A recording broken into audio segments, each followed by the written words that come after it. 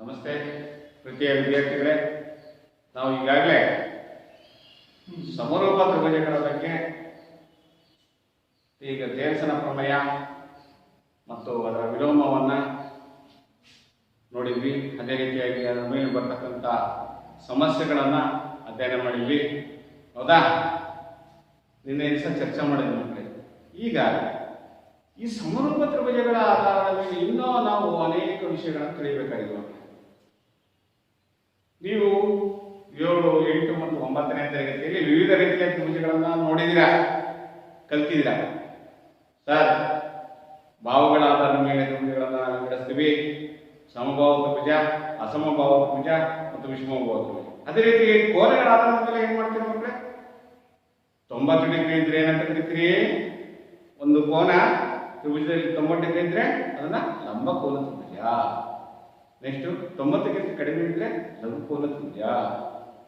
ಮತ್ತೆ 90 ಡಿಗ್ರಿಗಿಂತ ಹೆಚ್ಚಾಗಿದ್ರೆ ಅದನ್ನ ಯಾವುದೇ ಒಂದು ಕೋನ 90 ಡಿಗ್ರಿ ಹೆಚ್ಚಿಗೆ ಇದ್ರೆ ನಾವು ಅಧಿಕ ಕೋನ ತ್ರಿಭುಜ.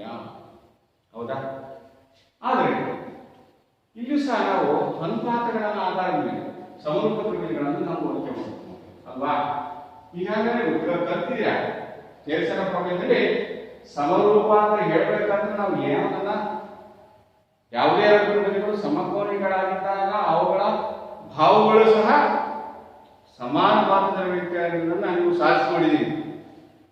ಘಟಕ ತ್ರಿಭುಜಗಳ ಪಾಠ ಘಟಕ 1ರಲ್ಲಿ ನಾವು ಅಭ್ಯಾಸ ಮಾಡಿದ್ದೀವಿ. ಹೌದು. ಹಾಗಾದ್ರೆ ಇದರ ಬಗ್ಗೆ ಇನ್ನೂ ಅನೇಕ ಅಧ್ಯಯನಗಳು ನಡೆದವು. ಕ್ರಿಸ್ತಪೂರ್ವ ಈ ಲಂಬಕೋನ ಕ್ರಿಸ್ತಪೂರ್ವ ಇನ್ನೂ 800ರಲ್ಲೇ ನಮ್ಮ ಭಾರತ ದೇಶದಲ್ಲಿ ಬಹುದಾಯನ ಸೂತ್ರಗಳು, ಶಿಲ್ಪ ಸೂತ್ರಗಳು ಅಂತ ಹೇಳ್ತೀವಿ. ಅದರಲ್ಲಿ ಒಂದು ಲಂಬಕೋನ ತ್ರಿಭುಜ ಇಟ್ಕೊಂಡ್ರೆ ಆ 3 ಭಾವಗಳ ಅಳತೆಗಳನ್ನ ಒಂದು ಹೋಲಿಕೆ ಇದೆ ಅಂತ ಕಂಡುಹಿಡಿದ್ವಿ ಆವಾಗ ಕ್ರಿಸ್ತಪೂರ್ವ 800ರಲ್ಲಿ. ಹಾಗೆಯೇ ನಂತರ ಗ್ರೀಕ್ ದೇಶದಲ್ಲಿ ಪ್ರಖ್ಯಾತ ಗಣಿತಜ್ಞರಾದಂಥ ಯಾರ್ಯಾರೋ ಥೇಲ್ಸ್ ಆಗಿರ್ಬೋದು, ಈ ಸಮರೂಪ ತ್ರಿಭುಜಗಳ ಬಗ್ಗೆ ಅನುಪಾತವನ್ನು ಕಂಡುಹಿಡಿದಲ್ಲ, ಅವರ ಅನುಯಾಯಿಯಾಗಿರ್ತಕ್ಕಂಥ ಪೈಥಾಗರಸ್, ಶಿಷ್ಯನಾಗಿರ್ತಕ್ಕಂಥ ಪೈಥಾಗರಸ್ ಈ ಲಂಬಕೋನ ತ್ರಿಭುಜಗಳಿಗೆ ಒಂದು ಅಧ್ಯಯನವನ್ನು ನಡೆಸ್ತಾನೆ. ಏನದು?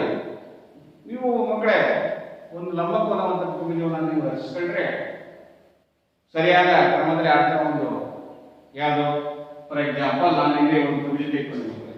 ನೀವು ಇದನ್ನ ಪ್ರಾಯೋಗಿಕವಾಗಿ ಅಧ್ಯಯನ ಮಾಡಬಹುದು. ಹೇಗೆ? ಒಂದು ತ್ರಿಭುಜಾಕಾರವನ್ನ 3 ಸೆಂಟಿಮೀಟರ್ ಗುರುತು ಮಾಡ್ಕೊಳ್ಳಿ. ಮತ್ತೆ ಅದರ ಪಾದದಿಂದ AB ಹೇಗೆ 4 ಸೆಂಟಿಮೀಟರ್ ಗುರುತು ಮಾಡ್ಕೊಳ್ಳಿ. ನಂತರ ಅದರ ರಚನೆ ಮಾಡಿಬಿಟ್ಟು ಇಲ್ಲಿ ಲಂಬಕೋನ ರೀತಿಯಲ್ಲಿ ರಚನೆ ಮಾಡ್ಕೊಂಡಿರಿ. ಮತ್ತೆ AC 5 ಸೆಂಟಿಮೀಟರ್ ಇರುವಂತೆ ಒಂದು ಲಂಬಕೋನ ತ್ರಿಭುಜ ಸಿಗುತ್ತೆ. ಆ ತ್ರಿಭುಜವನ್ನು ನೋಡಿ ಅಳತೆ ಮಾಡಿ ಇದರ ಮೇಲೆ ಒಂದು ಚೌಕವನ್ನು ರಚಿಸ್ಕೊಳ್ಳಿ. ಹೌದಾ? ನೀವು ಒಂದು ವರ್ಗವನ್ನು ರಚಿಸ್ಕೊಳ್ಳಿ. ಅದೇ ಅಳತೆ. ವರ್ಗ ಅಂದ್ರೆ ಏನು? ವರ್ಗ ಅಂದ್ರೆ ಪ್ರತಿಯೊಂದು ಭಾವ ಸಮನಾಗಿರುತ್ತೆ. ಹಾಗೆ ಈ ಭಾವದ ಮೇಲೆ ಒಂದು ವರ್ಗ, AB ಭಾವ ಮೇಲೆ ಒಂದು ವರ್ಗ ಮತ್ತು BC ಭಾವದ ಮೇಲೆ ವರ್ಗ. ಇದು ನೀವು ಈಗಾಗಲೇ 7ನೇ ತರಗತಿಯಲ್ಲಿ ಕಲ್ತಿದ್ದೀರ ಮಕ್ಕಳು. ಏನದು ಅನುಪಾತ? ಹೌದಲ್ಲ? ಅನುಪಾತ ಏನ ಸರ್? ಗೊತ್ತಿದೆ ಸರ್. ಏನ್ ನೀವು ನೋಡಿದ ತಕ್ಷಣ ಹೇಳ್ತೀರಾ? 7ನೇ ಕ್ಲಾಸು, 8ನೇ ಕ್ಲಾಸು, 9ನೇ ಕ್ಲಾಸು ಕಲ್ತಿದ್ದೀರಾ? ಒಂದು ಲಂಬಕೋನ ತ್ರಿಭುಜದಲ್ಲಿ ಸರ್ ಯಾವುದೇ ಲಂಬಕೋನವನ್ನು ಉಂಟು ಮಾಡಿರುವ ಕೋನವನ್ನು ಉಂಟು ಮಾಡುವ ಭಾವ ಹಿಮ್ಮುಖ ಭಾವನ ವರ್ಗ ವಿಕರ್ಣ ಏನಂತ ಕರಿತೀವಿ? ವಿಕರ್ಣ. ಇವುಗಳ ಗೊತ್ತಿರೋ ವಿಚಾರಣೆ. ಲಂಬಕೋನವನ್ನು ಉಂಟು ಮಾಡಿರುವ ಲಂಬಕೋನದ ಎದುರುಗಡೆ ಭಾವಕ್ಕೆ ವಿಕರ್ಣ ಅಂತ ಕರಿತೀವಿ. ಇದಕ್ಕೆ ಎತ್ತರ ಅಂತ ಕರಿತೀವಿ. ಈ BCಗೆ ಪಾದ ಅಂತ ಕರಿತೀವಿ. ಹೌದಾ? ಈ ತ್ರಿಭುಜದಲ್ಲಿ AB ಎತ್ತರ, BC ಪಾದ, BC ವಿಕರ್ಣ ಅಂತ ನಿಮಗೆ ಗೊತ್ತಿರೋ ವಿಚಾರ. ವಿಕರ್ಣದ ಮೇಲಿನ ವರ್ಗವು ಉಳಿದೆರಡು ಭಾವಗಳ ವರ್ಗಗಳ ಮೊತ್ತಕ್ಕೆ ಸಮನಾಗಿರುತ್ತದೆ ಅಂತಂದು ನಾವು ಯಾವ ಪೈಥಾಗರಸ್ ಅನ್ನು ಕಂಡುಹಿಡಿತಾನೆ. ಈಗಾಗಲೇ ನಾವು ಪ್ರಾಯೋಗಿಕವಾಗಿ ಅಧ್ಯಯನ ಮಾಡಿದ್ದೀವಿ 8, 9ನೇ ತರಗತಿ, 7ನೇ ತರಗತಿಯಲ್ಲಿ. ಹಾಗಾದ್ರೆ ಹೇಗೆ ನಾನು ನೋಡ್ತೀನಿ, ವೇಟ್ ಮಾಡಿ. Sir 3 square plus 4 square = 5 square ಆಗುತ್ತಾ? ನೋಡಿ ಮಕ್ಕಳು, ಬರುತ್ತಲ್ವಾ?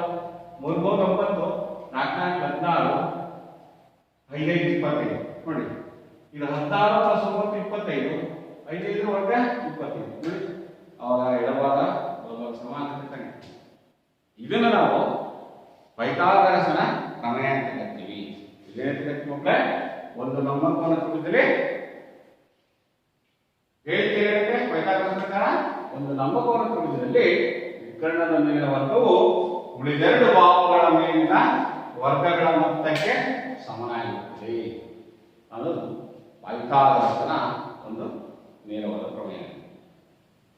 ಇದಕ್ಕಿಂತ ಮಕ್ಕಳೇ ನಾವು ಯಾವುದೇ ಅಳತೆಗಳನ್ನು ಕೊಡ್ತಾರೆ, ಈ ಕೊಟ್ಟಿರೋ ಲಂಬಕೋನ ತ್ರಿಭುಜಗಳಲ್ಲಿ ಇವು ಪೈಥಾಗರಸ್ ತ್ರಿವಲಯಗಳೇ ಅಂತ ಕೇಳ್ತಾರೆ.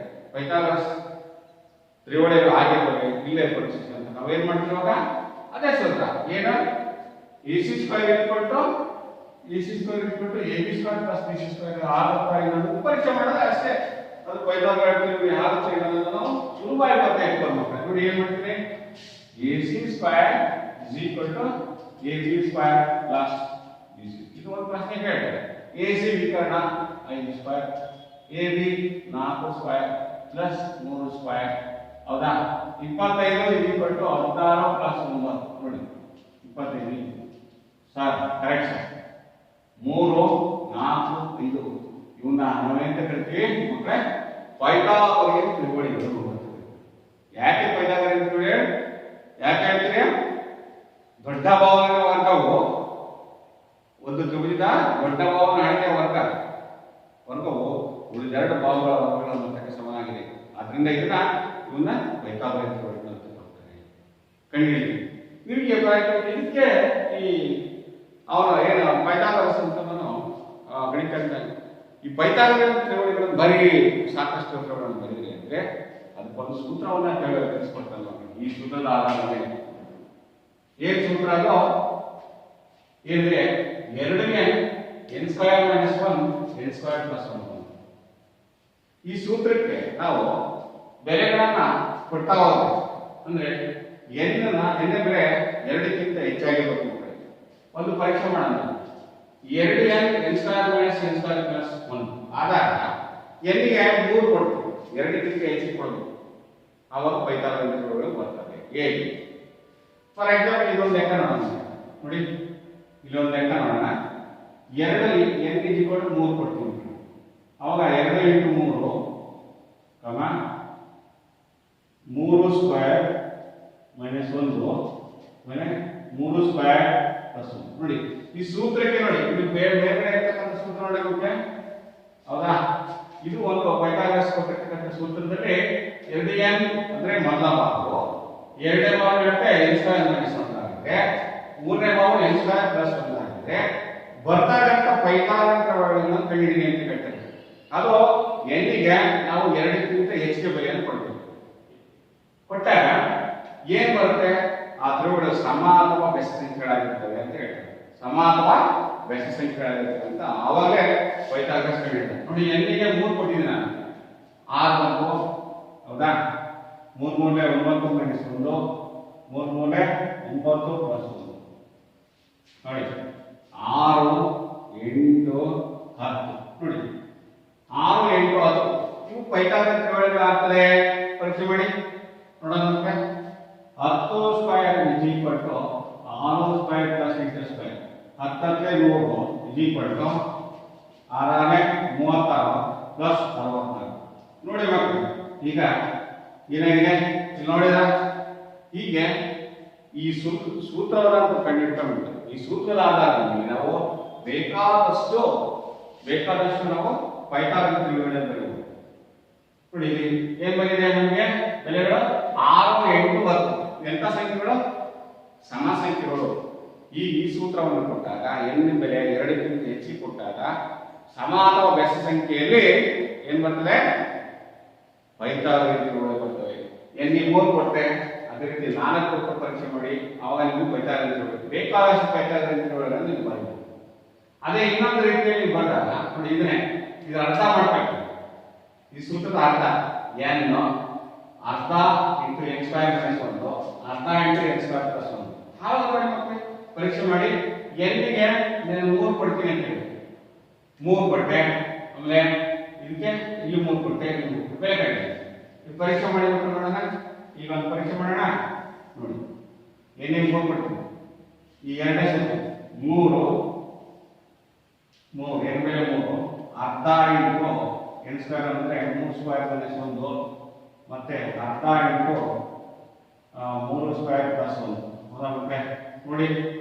3ಕ್ಕೆ 3 ಎಲ್ಲಿ 3 ಕೊಟ್ಟಿದ್ದೀನಿ ನಾನು 3 ಅರ್ಧ ಇಂಟು n ಸ್ಕ್ವೇರ್ ಪ್ಲಸ್ ಅಂದ್ರೆ ಅರ್ಧ ಇಂಟು 3 9 ಮೈನಸ್ 1 ಇಲ್ಲಿ ಅರ್ಧ ಇಂಟು 9 ಪ್ಲಸ್ 1 ನೋಡಿ. ಪರೀಕ್ಷೆ ಮಾಡಿ 3ಕ್ಕೆ 3 ಇಲ್ಲಿ 9 ಮಕ್ಕಳಿಗೆ ಅರ್ಧ ಇಂಟು 8 ಮಕ್ಕಳೇ 8 ಅಂದ್ರೆ ಅರ್ಧ 4 ಇಲ್ಲಿ 9 ಒಂದು 10 ಅದರ 10 ಎರಡನೇ ಕೈಗೆ ಹೋಯ್ತು ಮಕ್ಕಳೇ. ಅವಾಗ ಎಷ್ಟು ಬಂತು 3 4 ಹೋಯ್ತು. ಇವಾಗ ನೋಡಿ ಮೊದಲನೇ ಸೂತ್ರಕ್ಕೆ ನಾವು ಬೆಲೆಗಳನ್ನ n ಬೆಲೆನ 3 2ಕ್ಕಿಂತ ಹೆಚ್ಚಿಗೆ ಕೊಟ್ಟಾಗ ಸಮ ಅಥವಾ ಬೆಸೆಂಕರ್ ಬರ್ತದೆ. ಎರಡನೇ ಸೂತ್ರ ನೋಡಿ ಇದಕ್ಕೆ n ಬೆಲೆನ 2ಕ್ಕಿಂತ ಹೆಚ್ಚಿಗೆ ಕೊಟ್ಟಾಗ ಇಲ್ಲಿ ಬೆಸ ಸಂಖ್ಯೆಗಳು ಬಂತು ನೋಡಿ. 3 4 5 ಬೆಸ ಸಂಖ್ಯೆಯ ತ್ರಿವಳಿಗಳು ಬೇಕು ಅಂತಂದ್ರೆ ನೋಡಿ ಈ ತರ ಬರುತ್ತೆ ಹೌದಾ. 3 4 5 ಈ ತರ ಬರುತ್ತೆ. ಇವನ್ನ ಒಂದು ಇಲ್ಲಿ ಸಮ ಅಥವಾ ಬೆಸ ಸಂಖ್ಯೆ ಬರ್ಬೋದು ಮಧ್ಯೆ ಸಂಖ್ಯೆ. ಎರಡನೇ ಸೂತ್ರದಲ್ಲಿ ಬೆಸ ಸಂಖ್ಯೆ ಬರ್ತದೆ. ಹೀಗೆ ನಾವು ಬೇಕಾದಷ್ಟು ಪೈಥಾಗರಸ್ ತ್ರಿವಳಿಗಳನ್ನ ಕಂಡಿದ್ದೀವಿ. ಈ ರೀತಿಯಾಗಿ ಕಂಡಿದ್ದೀವಿ. ನೆಕ್ಸ್ಟ್ ಅದೇ ರೀತಿಯಾಗಿ ಇದು ಒಂದು ಜನರಲ್ ಫಾರ್ಮುಲಾ ಅಂತ ಹೇಳ್ತೀವಿ ಹೌದಾ. ಈಗ ಅರ್ಥ ಮಾಡ್ಕೊಂಡಿದ್ದೀರಾ ಅಂತ ಹೇಳ್ತೀನಿ, ತಿಳ್ಕೊಂಡಿದ್ದೀನಿ. ಈಗ ನೋಡಿ ನಮಗೆ ಪೈಥಾಗರಸ್ ಪ್ರಮೇಯನ ಅಧ್ಯಯನ ಮಾಡೋದಕ್ಕಿಂತ ಮುಂಚೆ ನಮಗೆ ತ್ರಿಭುಜಗಳ ಸಮರೂಪತೆ ಬಗ್ಗೆ ಈಗಾಗಲೇ ನಾವು ತೇರ್ಸನ ಪ್ರಮೇಯದಲ್ಲಿ ಅಧ್ಯಯನ ಮಾಡಿದ್ವಿ. ಏನಲ್ಲ ABC ತ್ರಿಭುಜದಲ್ಲಿ ನೋಡಿ ಬಗ್ಗೆ ABC ಒಂದು ತ್ರಿಭುಜ, ಇಲ್ಲಿ BD ಅನ್ನ AC ರೇಖೆಗೆ ಲಂಬ ರೇಖೆಯನ್ನಾಗಿ ಹೇಳ್ತೀವಿ ಹೌದಾ. ಈಗ ಉಂಟಾಗಿರೋ ತ್ರಿಭುಜಗಳ ನೋಡ್ಬೇಕು. ತ್ರಿಭುಜ ABC ಮತ್ತು ADBಗಳು ಸಮರೂಪವೇ ಅಂತ ಕೇಳ್ತೀವಿ. ತ್ರಿಭುಜ ABC ದೊಡ್ಡ ತ್ರಿಭುಜ ನೋಡಬೇಕು. ಅದಕ್ಕೆ ADB ಸಮರೂಪನ ಹೌದು. ಯಾಕೆ ಅಂದ್ರೆ ಸರ್ ಇಲ್ಲೋ ಇಲ್ಲಿ ಒಂದು ಲಂಬಕೋನ B ಒಂದು ಲಂಬಕೋನ ಆಗಿದೆ ಸರ್. ಅದೇ ರೀತಿಯಾಗಿ ADB AD ಒಂದು ಲಂಬಕೋನ ಆಗಿದೆ ಸರ್. ಒಂದು ಲಂಬಕೋನ ಅಂದ್ರೆ ಉಳಿದೆರಡು ಸಹ ಅವು ಲಂಬಕೋನಕ್ಕಿಂತ ಕಡಿಮೆ ಇರ್ತಕ್ಕಂಥ ಲಘುಕೋನಗಳಾಗಿರ್ತವೆ. ಅದನ್ನ ಕೋನಗಳು ಪರಸ್ಪರ ಅನುರೂಪವಾಗಿ ಸಮನಾಗಿರ್ತವೆ. ಅದರಿಂದ ಇವೆರಡು ಸಮರೂಪಿಗಳು ಸರ್ ಅಂತ ಹೇಳ್ತೀವಿ. ಸೊ ಅದೇ ರೀತಿಯಾಗಿ ಮಕ್ಕಳೇ ಇಲ್ಲಿ ನೋಡಿ ಇನ್ನೊಂದು ಸಮರೂಪಿತ ಯಾವ ವಾಕ್ಯ ಮಾಡ್ತೀರಾ? Very good. ABC ಮತ್ತು BDC ಅದು ಸಹ ಸಮರೂಪಿ ಆಗಿದೆ. ಅವೆರಡು ಸಮರೂಪಿಗಳಾಗಿದ್ದಾಗ ಅವುಗಳ ಅನುಪಾತವನ್ನು ನಾವು ಭಾಗಗಳ ಅನುಪಾತವನ್ನು ನಾವು ತೇರ್ಸನ ಸಮಾನುಪಾತಕ್ಕೆ ಪ್ರಮೇಯದ ಪ್ರಕಾರ ನಾವು ಬರೆಯಬಹುದು ಹೌದಾ. ಈ ಸೂತ್ರವನ್ನ ಈ ಪ್ರಮೇಯವನ್ನ ತೇರ್ಸನ ಪ್ರಮೇಯದ ಆಧಾರವಾಗಿ ಇಟ್ಕೊಂಡ್ರೆ ನಾವು ಈಗ ಒಂದು ಲಂಬಕೋನ ತ್ರಿಭುಜದಲ್ಲಿ ಉಂಟಾಗತಕ್ಕಂಥ ಭಾವಗಳ ಅನುಪಾತವನ್ನು ನಾವು ಪೈಥಾಗರಸ್ನ ಪ್ರಮೇಯದಿಂದ ನಾವು ಈ ಸಾಧನ ನಾವು ಈಗ ತಿಳಿಯಬೇಕಾಗಿರುತ್ತೆ. ಏನ ಫಸ್ಟ್ ನಾವು ಏನ್ ಮಾಡ್ಬೇಕು ಪ್ರಮೇಯವನ್ನು ಸಾಧಿಸಬೇಕಾದ್ರೆ ಲಂಬ ಹೇಳಿಕೆಯನ್ನ ನೀವು ಸ್ಪಷ್ಟವಾಗಿ ಬರ್ಕೊಳ್ಳೋದು. ಕೊಟ್ಟಿರ್ತಾರೆ ಅಂತ ಹೇಳಿದ್ರೆ ಕೊಟ್ಟಿಲ್ಲ ಅಂದ್ರೆ ಅವ್ರು ಕೊಡ್ಲಿಲ್ಲ ಅಂದ್ರೆ ಒಂದ್ಸರಿ ಪೈಥಾಗರಸ್ ನೇರ ಪ್ರಮಾಣವನ್ನ ನಿರೂಪಣೆ ಮಾಡಿರುತ್ತೆ. ನಿರೂಪಣೆ ಅಂದ್ರೆ ಹೇಳಿಕೆ ಬರೆಯೋದು. ಒಂದ್ಸರಿ ಇದನ್ನೇ ಒಂದು ಹೇಳಿಕೆಯನ್ನು ಬರೀದೆ ಅಂತ ಒಂದು ಮಾರ್ಕ್ಸ್ ಕೊಡ್ತಾರೆ. ಅದೇನಾ ಪೈಥಾಗರಸ್ ಪ್ರಮೇಯವನ್ನು ಸಾಧಿಸಿ ಅಂತ ಕೊಟ್ಟರೆ ನಾವೇನ್ ಮಾಡಬೇಕು? ಫಸ್ಟ್ ನಿರೂಪಣೆ ಹೇಳಿಕೆಯನ್ನು ಬರೀಬೇಕು. ಒಂದು ಅಕ್ಷರಗಳನ್ನು ತಪ್ಪಿಲ್ಲದೆ ಸ್ಪಷ್ಟವಾಗಿ ಬರೀಬೇಕು. ಏನ ಒಂದು ಲಂಬಕೋನ ತ್ರಿಭುಜದಲ್ಲಿ ವಿಕರ್ಣದ ಮೇಲಿನ ವರ್ಗವು ಉಳಿದೆರಡು ಬಾಹುಗಳ ವರ್ಗಗಳ ಮೊತ್ತಕ್ಕೆ ಸಮನಾಗಿರುತ್ತದೆ ಅಂತ ಬರ್ತಾರೆ. ಈಗ ಆ ಪ್ರಮೇಯದ ಹೇಳಿಕೆಗೆ ತಕ್ಕಂತೆ ನಾವು ಸೂಕ್ತವಾದಂತಹ ಒಂದು ರೇಖಾಚಿತ್ರವನ್ನ ನಮ್ಮ ತ್ರಿಭುಜ ಅಂದ್ರೆ ನಿಮ್ಗೆಲ್ಲ ಗೊತ್ತಿದೆ ಮಕ್ಕಳೇ. ತ್ರಿಭುಜ ಅದರಲ್ಲಿ ಲಂಬಕೋನ ತ್ರಿಭುಜವನ್ನು ಕಟ್ಟಿರ ಬರ್ಕೊಂಡಿರಿ ಹೌದಾ. ಬಿ ಯಲ್ಲಿ ಲಂಬಕೋನ ಇರುವಂತೆ ನೀವು ಸರಿಯಾಗಿ AB ರೇಖಾಖಂಡವನ್ನ ನಾವು ಎತ್ತರದ ರೇಖೆಯನ್ನ ರಚಿಸ್ಕೋಬೇಕು. ನಂತರ A ಶೃಂಗವನ್ನು C ಬಿಂದುವಿಗೆ ಸೇರಿಸಿದಿರಾ. ಈಗ ABC ಒಂದು ಎಂತ ತ್ರಿಭುಜ ಆಯ್ತು ಮಕ್ಕಳೇ? ಲಂಬಕೋನ ತ್ರಿಭುಜ. ಯಾಕಪ್ಪ ಲಂಬಕೋನ ತ್ರಿಭುಜ? ಎ ಬಿ ಮತ್ತು ಬಿ ಸಿ ಬಾಹುಗಳು ಇಲ್ಲಿ ಅವೆರಡು ಸಂಧಿಸ್ತಕ್ಕಂಥ ಬಿ ಬಿಂದುವಿನಲ್ಲಿ ಯಾವ ಕೋನ ಉಂಟಾಗಿದೆ ಅಂದ್ರೆ ಲಂಬಕೋನ ಉಂಟಾಗಿದೆ. ಹಾಗಾದ್ರೆ ಈ ಲಂಬಕೋನವನ್ನ ಉಂಟು ಮಾಡಿರುವ ಅಭಿಮುಖ ಬಾಹುಗೆ ಏನಂತ ಕರಿತೀವಿ ಮಕ್ಕಳೇ? ವಿಕರ್ಣ. ಅವೆಲ್ಲ ನಿಮಗೆ ಗೊತ್ತಿದೆ. ಈ ವಿಕರ್ಣದ ಮೇಲೆ ನಾವು ಈಗ ಸಾಧನೆಯನ್ನು ಮಾಡಬೇಕು. ಏನನ್ನ ಸಾಧಿಸಬೇಕು ಅಂತ ಗೊತ್ತಿದೆ ನಮಗೆ. ಸಾಧನೆ ಏನು? A C square A B square plus B C square ಅಂತ ಸಾಧನೀಯ ಏನನ್ನ ಬರ್ತದೆ. ವಿಕರ್ಣದ ಮೇಲಿನ ಹೊರತು ಉಳಿದೆರಡು ಬಾಹುಗಳ ಮೇಲಿನ ವರ್ಗಗಳ ಮೊತ್ತಕ್ಕೆ ಅದು ಸಮನಾಗಿದೆ ಕೊಟ್ಟಿದ್ದಾರೆ. ಆ ಹೇಳಿಕೆಯನ್ನ ಸಂಕೇತ ರೂಪ ಬರ್ಕೊಂಡು ಎ ಸಿ ಸ್ಕ್ವೇರ್ ಇದು is equal to A B square plus B C square. ನಂತರ ಮಕ್ಕಳೇ ನಿಮಗೆ ಗೊತ್ತಿದೆ ಪ್ರಮೇಯನ ಬರ್ಕೋಬೇಕು. ಪ್ರಮೇಯನ ಬರೆಯಾಗ ನೀವು ಏನು 5 ಹಂತಗಳಿರುವ ಅವನು ಪಾಲಿಸ್ತಾ ಮಾಡಬೇಕು. 5 ಹಂತಗಳನ್ನು ಪಾಲನೆ ಮಾಡಿದ್ರೆ 5 ಸ್ಟೆಪ್ಸ್ ಅನ್ನು ಫಾಲೋ ಮಾಡಿ. ಏನು ನಿರೂಪಣೆ ಮಾಡ್ತೀರಾ? ರೇಖಾಚಿತ್ರವನ್ನು ಬಿಡಿಸಿಬಿಟ್ಟು ಘಟ್ಟ ಸಾಧನೆಯ ರಚನೆ ಮತ್ತೆ ಸಾಧನೆ ಕೊನೆ. ಅದೇಟಾ ಸಾಧನೆಯಲ್ಲಿ ಹೇಳಿಕೆಯನ್ನು ಬರೀಬೇಕು, ಈ ಕಡೆ ಕಾರಣ ನಿರೂಪಣೆ ಮಾಡಬೇಕು. ಇದಕ್ಕೆ ಏನು ಸಂಕೇತಾಕ್ಷರಗಳಿಂದ ಹೇಳಿಕೆ ಬರೀತೋ ಇದಕ್ಕೆ ಬಲಭಾಗದಲ್ಲಿ ಕಾರಣಗಳನ್ನು ಬರೀಬೇಕು. ಇದು ಸಾಧನೆ. ಇಲ್ಲಿ ರಚನೆಯನ್ನು ಮಾಡ್ಕೋಬೇಕಾಗಿದೆ. ಈ ಸಾಧನೆ ಬರ್ತಲ್ಲ, ರಚನೆ ಹೇಗೆ ಮಾಡ್ಕೊತೀರಿ ಸರ್? ಇಲ್ಲಿ ರಚನೆ ಮಾಡಬೇಕು ಅಂದ್ರೆ ನಮಗೆ ಗೊತ್ತಿರೋದು ಸರ್ ಈ ಬಿಸಿ ಲಂಬಕೋನ ತ್ರಿಭುಜ. ಇದಕ್ಕಿಂತ ಮುಂಚೆ ಹೇಳಿ ಕೇಳಿದ್ವಿ ಮಕ್ಕಳೇ. ಸರ್ ಹೌದು ಸರ್, ನಾವು ತ್ರಿಭುಜಗಳ ಸಮರೂಪತೆ ಬಗ್ಗೆ ಚರ್ಚೆ ಮಾಡಿದ್ವಿ ಸರ್. ಹೌದೌದು, ಪ್ರಮೇಯ 2 ಪಾಯಿಂಟ್ಗಳಲ್ಲಿ ಈಗಾಗಲೇ ನಾವು ಒಂದು ಲಂಬಕೋನ ತ್ರಿಭುಜದಲ್ಲಿ ಒಂದು ಲಂಬ ಇನ್ನೊಂದು ಲಂಬ ರೇಖೆನ ಪಾದರೇಖೆಗೆ ಹಾಕೊಂಡು ಸರ್ ಹೋಲಿಕೆ ಮಾಡಿದ್ರಲ್ಲ. ಹಿಂದಿನ ಪ್ರಮೇಯ ಅದು ಯಾವುದೋ ಪ್ರಮೇಯ 2 ಪಾಯಿಂಟ್ಗಳಲ್ಲಿ ಈಗಾಗಲೇ ಕಲ್ತಿದ್ರೆ ಮುಂದೆ ಅದನ್ನ ನಾವು ಉಪಯೋಗಿಸ್ಕೊಂಡ.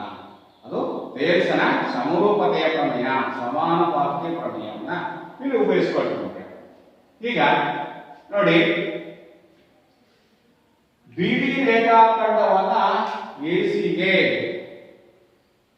ಬಿಡಿಯು ಎಸಿ ರೇಖಾಖಂಡಕ್ಕೆ ಲಂಬವಾಗಿರುವಂತೆ ಈ ಚುಕ್ಕೆಗಳ ಮುಖಾಂತರ ನೋಡಿ ಗುಲಾಬಿ ಕಲರಿನ ಬಣ್ಣದ ಗೆರೆಯನ್ನು ಮೂಡಿಸಿದ.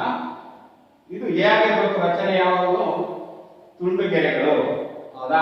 ಡಾಟೆಡ್ ಲೈನ್ಸ್ ಅಲ್ಲಿ ಇದು ಬಿಡಿಯು ಎಸಿಗೆ ಲಂಬವಾಗಿರುವಂತೆ ಒಂದು ಲಂಬವನ್ನು ರಚಿಸಿಕೊಂಡು ಇದು ರಚನೆ ಮಾಡಬೇಕು. ಏನಾಗಿದೆ? ಬಿಡಿ ರೇಖಾಖಂಡವು ಬಿಡಿ ಪರ್ಪೆಂಡಿಕ್ಯುಲರ್ ಟು ಎಬಿ ಅಂತ ನಾವು ಬರೀಬೇಕು. ರಚನೆ ಏನು ಮಾಡಿದ್ರೆ ಬಿಡಿ ಇಸ್ ಪರ್ಪೆಂಡಿಕ್ಯುಲರ್, ಬಿಡಿ ಈ ಪರ್ಪೆಂಡಿಕ್ಯುಲರ್ ಎಸಿ ಆಗುವಂತೆ ಲಂಬ ರಚಿಸಿ. ಹೌದಾ ಮಕ್ಕಳೇ? ಹೌದಾ? ಈಗ ನಮಗೆ ಸಮರೂಪದ ಬಗ್ಗೆ ಚರ್ಚೆ ಮಾಡೋಣ. ಯಾವ್ಯಾವ ತ್ರಿಭುಜ ತೆಗೆದುಕೊಳ್ಳೋಣ? ಎಡಿಬಿ ತ್ರಿಭುಜ ಮತ್ತು ಎಡಿಬಿ ತ್ರಿಭುಜ ಮತ್ತು ಎಬಿಸಿ ತ್ರಿಭುಜಗಳನ್ನು ತೆಗೆದುಕೊಳ್ಳಿ. ಇದರ ಸಮರೂಪತೆ ಹೇಳಿ. ಹೇಗೆ? ಎಬಿಸಿ ಮತ್ತು ಎಡಿಬಿ ಯಾವ್ಯಾವ ಹೋಲಿಕೆ ಮಾಡ್ತಾರೆ ಮಕ್ಕಳೇ? ಹೇಳಿ. ಎಬಿಗೆ ಎಡಿಬಿನಲ್ಲಿ ಎಡಿ ಆಗಿದೆ, ಹೌದಾ? ಆಮೇಲೆ ಬಿಸಿಗೆ ಯಾವ್ದು ಬರುತ್ತೆ ಮಕ್ಕಳೇ? ಬಿಡಿ ಬರುತ್ತೆ, ಹೌದಾ? ಆಮೇಲೆ ಎಡಿಗೆ ಯಾವ್ದು ಬರುತ್ತೆ ಮಕ್ಕಳೇ? ಎಡಿಗೆ ಯಾವ ಭಾವ ಬರುತ್ತೆ? ಎಡಿಗೆ ಯಾವ ಭಾವ ಬರುತ್ತೆ? ಎಬಿ ಬರುತ್ತೆ, ಹೌದಾ? ಹೀಗೆ ಅನುರೂಪ ಭಾವಗಳನ್ನ ನಾವು ಹೋಲಿಕೆ ಮಾಡಿ ಪರಸ್ಪರ ಇವೆರಡು ತ್ರಿಭುಜಗಳು. ಇದರ ಆಧಾರದ ಮೇಲೆ ಈಗ ಭಾವಗಳನ್ನ ಮಾಡ್ತಾರೆ. ತೇಲ್ಸನ ಪ್ರಮೇಯವನ್ನ, ಸಮರೂಪತೆಯ ಪ್ರಮೇಯವನ್ನ ಉಪಯೋಗಿಸಿಕೊಂಡು AD by AD is equal to AD by AB is equal to AB by AC. ಭಾವಗಳ ಸಮಾನುಪಾತತೆ ಏನ? ತ್ರಿಭುಜಗಳ ಭಾವಗಳ ಸಮಾನುಪಾತತೆಯ ತೇಲ್ಸನ ಪ್ರಮೇಯದ ಮೇಲೆ AD by AB is equal to AB by AC, AB by AC ಅನ್ನು ಬರ್ಕೊಂಡು ಈಗ ಮಕ್ಕಳೇ ಇದನ್ನ ಓರೆಗಳನ್ನ ಮಾಡಿದ್ವಿ. AD into AC is equal to AB into AB is equal to ಏನಾಗುತ್ತೆ? A B square. ಹೌದಾ? ನೆಕ್ಸ್ಟ್ ಈಗ ಮತ್ತೊಂದು ಸರಿ ನಾನು ಇನ್ನೊಂದು ಎರಡು ತ್ರಿಭುಜಗಳನ್ನು ಓಕೆ ಮಾಡ್ತೀನಿ. ಯಾವ್ದಾದ್ರು ತ್ರಿಭುಜ ಬಿ ಡಿ ಸಿ. ಇಷ್ಟೇ ನೋಡಿ ಮಕ್ಕಳೇ, ತ್ರಿಭುಜ ಬಿ ಡಿ ಸಿ ಮತ್ತು ತ್ರಿಭುಜ ಎ ಬಿ ಸಿ ಗಳಲ್ಲಿ ಇದು ಸಹ ನಾವು ತೇಲ್ಸನ ಸಮರೂಪತೆಯ ಬಾಹುಗಳ ಸಮಾನುಪಾತತೆ ಪ್ರಮೇಯದ ಆಧಾರದಲ್ಲಿ ನಾವೀಗ ಇದನ್ನ ಉಪಯೋಗಿಸಬೇಕು. ಓಕೆ, ಈಗ ತ್ರಿಭುಜ ಬಿ ಡಿ ಸಿ ಮತ್ತು ತ್ರಿಭುಜ ಎ ಬಿ ಸಿ ಸಮರೂಪತೆಯಾಗಿದ್ದಾವೆ. ಸಮರೂಪಗಳು ಯಾಕೆಂದ್ರೆ ಅನುರೂಪ ಕೋನಗಳು ಸಮನಾಗಿದ್ದಾವೆ, ಆದ್ದರಿಂದ ಬಾಹುಗಳು ಸಹ ಸಮಾನುಪಾತದಲ್ಲಿವೆ. ಇದು ತ್ರಿಭುಜಗಳ ಸಮಾನುಪಾತ ಪ್ರಮೇಯ. ಪ್ರಮೇಯ 2.7 ಆಧಾರ ಪ್ರಮೇಯ ನೀವು ಬರ್ತಾರೆ ತೇಲ್ಸನ ಸಮಾನುಪಾತತೆ ಪ್ರಮೇಯ ಪ್ರಕಾರ 2.7 ಅಂತ ಬರೆಯುತ್ತಿದ್ದ ತೇಲ್ಸನ ಸಮಾನುಪಾತತೆ ಪ್ರಮೇಯ ಅಂತ ಬರ್ಕೊಂಡ್ರೆ ಮುಗಿತು ಕಾರಣ. ತ್ರಿಭುಜ ಬಿ ಡಿ ಸಿ ಸಮರೂಪಿ ತ್ರಿಭುಜ ಎ ಬಿ ಸಿ ಆಗಿದೆ. ಆದ್ದರಿಂದ ಉಪಯೋಗಿಸಿಕೊಂಡ ಆ ಪ್ರಮೇಯದ ತತ್ವದ ಆಧಾರ ನಾವು ಬರ್ತಿರೋ ಪ್ರಮೇಯದ ಆಧಾರದ ಮೇಲೆ C D by B C ನೋಡಿ, C D by B C is equal to B C by A C, B C by A C, B C divided by A C ಅಂತ ಬರ್ತದೆ. ಈಗ ನಾನು ಓರೆ ಗುಣಾಕಾರ ಮಾಡ್ತೇನೆ. ಓರೆ ಗುಣಾಕಾರ ಮಾಡಿದ್ರೆ ನೋಡಿ, C D into A C is equal to B C square ಆಗುತ್ತೆ. ಇದರ ಸಮೀಕರಣವನ್ನು ಇಲ್ಲಿ ಸಮೀಕರಣ 2 ಬರ್ಕೊಂಡಿದ್ದೀನಿ. ಈಗ ಎರಡೂ ಸಮೀಕರಣಗಳ ಗಣಿತದ ಹೇಳಿಕೆ ಮಾಡ್ಕೊಂಡಿಲ್ಲ, ಆ ಎರಡು ಹೇಳಿಕೆಗಳನ್ನು ನಾನೀಗ ಸಂಕಲನ ಮಾಡಿ ಎಡಭಾಗವನ್ನ ಎಡಭಾಗ ಸಂಕಲನ ಮಾಡಿ ಬಲಭಾಗವನ್ನ ಬಲಭಾಗ ಸಂಕಲನ ಮಾಡಿ.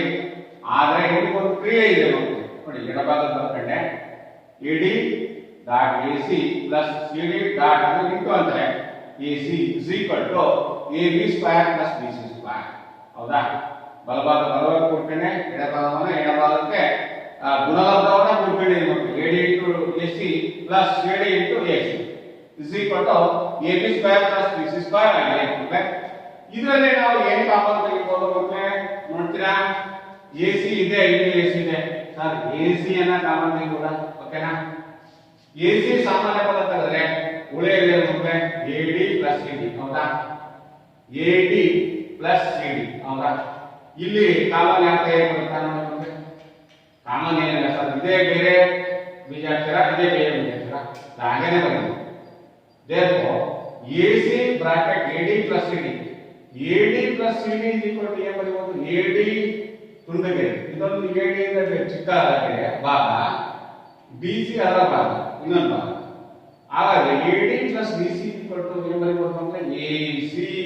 ಹೌದಾ? ಚಿತ್ರದ ಕಾಣ್ತಿದೆ ಅಂದ್ರೆ AD into BC ಅಂದ್ರೆ AD plus BC ಅಂದ್ರೆ ಕೂಡಿದ್ರೆ ಆಗ್ತದೆ ಈ ಬಾಹುನ ತುಂಡಿಗೆ ಚಿಕ್ಕದಾಗಿ ಕೂಡಿಸಿದ್ರೆ AC ಆಗುತ್ತೆ. therefore ಇಲ್ಲಿ AD plus CD is equal to AC. ಇದು ಇಂಟು ಬ್ರಾಕೆಟ್ ಅರ್ಥ ಇಂಟು ಅಂತ, ಬ್ರಾಕೆಟ್ ನ ಅರ್ಥ ಅಂದ್ರೆ ಇಂಟು AC ಅಂತ ಬರ್ಕೊಂಡು ಬಲಭಾಗ ಬ್ರಾಕೆಟ್ ಬರಿ AC into AC, AC square. therefore AC square is equal to AB square plus BC square. ಈಗ ನಮಗೆ ಬೇಕಾಗಿರತಕ್ಕಂತ ನೋಡಿ ಮಕ್ಕಳೇ, therefore AC square is equal to AB square plus BC square. ಈಗ ನಮಗೆ ಬೇಕಾದಂತಹ ಒಂದು ಪ್ರಮೇಯ ಏನು ಸಿಕ್ತು ಮಕ್ಕಳೇ, ಏನು ಸಾಧನೆ ಮಾಡಬೇಕಾಗಿತ್ತು ಸಿಕ್ತಾ ಮಕ್ಕಳೇ? ನೋಡಿ ಇಲ್ಲಿ ಸಿಕ್ತಾ ನೋಡಿ, ಇದು ಬೇಕು ಹೋಲಿಕೆ ಮಾಡಿ ನಾನು ಕೊಟ್ಟು ಬಂದದ್ದು ಇಲ್ಲಿ ನಾವು ಸಾಧಿಸಬೇಕಾಗಿರುವುದು ಸಾಧನೆಯ ಅವೆರಡನ್ನು ಹೋಲಿಕೆ ಮಾಡಿ ಸರಿ ಇದೆಯಾ? ಸರಿ ಇದೆ ತಾನೆ? ಈಗ ನಾವು ಇದನ್ನು ನಾವೇನಂತ ಕರಿತೀವಿ ಮಕ್ಕಳೇ? ಪೈಥಾಗರಸ್ನ ನೇರ ಪ್ರಮೇಯವನ್ನು ನಾವು ಈ ಲಂಬಕೋನ ತತ್ವದಲ್ಲಿ ಸಾಧಿಸಿದ್ದೇವೆ. ಓಕೆನಾ? ಹೀಗೆ ನಾವು ಸಮಸ್ಯೆಗಳನ್ನು ನಾವು ಸಾಕಷ್ಟು ಬಿಡಿಸ್ತಾ ಹೋಗ್ಬೋದು. ಇದು ಪ್ರಮೇಯದ ಆಧಾರವಾಗಿ ನೀವು ಅನೇಕ ಚರ್ಚೆಗಳು ಮಾಡಬಹುದು. ಹೌದಾ? ಈಗ ನೇರ ಪ್ರಮೇಯ ಆಯ್ತಲ್ಲ, ನೋಡಿ ಅರ್ಥ ಆಯ್ತು ನೇರ ಪ್ರಮೇಯ. ನೇರ ಪ್ರಮೇಯ ಏನಾದ್ರು ಡೌಟ್ಸ್ ಇದ್ರೆ ಈಗಲೇ ಕ್ಲಿಯರ್ ಮಾಡ್ಕೊಂಡು ನೇರವಾಗಿ ಒಂದು ಸೆಕೆಂಡ್ ನಾವು ಇದನ್ನ ಒಂದೊಂದೇ ಸ್ಟೆಪ್ ಹಂತವಾಗಿ ನೋಡ್ಕೊಳ್ತಾ ಬರೋಕೆ ಫಸ್ಟ್ ಏನ್ ಮಾಡಬೇಕು? ಲಂಬಕೋನದಿಂದ ಪ್ರಮೇಯ ಇದನ್ನ ಏರಿಕೆ ಬರ್ಕೊಳ್ತೀರಾ, ಏರಿಕೆ ಬರ್ಕೊಂಡಾದ್ಮೇಲೆ ಅದರ ಸಾಧನೀಯ ಏನಂತ ಬರ್ಕೊಳ್ತೀರಿ. ಹೌದಾ? ನಮ್ಮ ಸ್ಟೆಪ್ಸ್ ಏನಿದೆಯಲ್ಲ ಅದು ಫಾಲೋ ಮಾಡಬೇಕು. ದತ್ತ, ಹೌದಾ? ದತ್ತ ಸಾಧನೀಯ, ರಚನೆ, ಸಾಧನೆ ಅವರ 5 ಸ್ಟೆಪ್ಗಳನ್ನ ಬರ್ಕೊಂಡೇಬೇಕು. ಈಗ ಸಾಧನೆ ನಾವು ಮಾಡ್ಬೇಕಾದ್ರೆ ಏನ್ ಮಾಡಿದ್ವಿ, ಇಲ್ಲಿ ಸಾಧನೆ ಮಾಡ್ಬೇಕಾದ್ರೆ ಯಾವ್ಯಾವ ತ್ರಿಭುಜಗಳನ್ನ ವರ್ಕ್ ಮಾಡಿದ್ವಿ, ಇದು ಬಹಳ ಮುಖ್ಯ ಆಗುತ್ತೆ.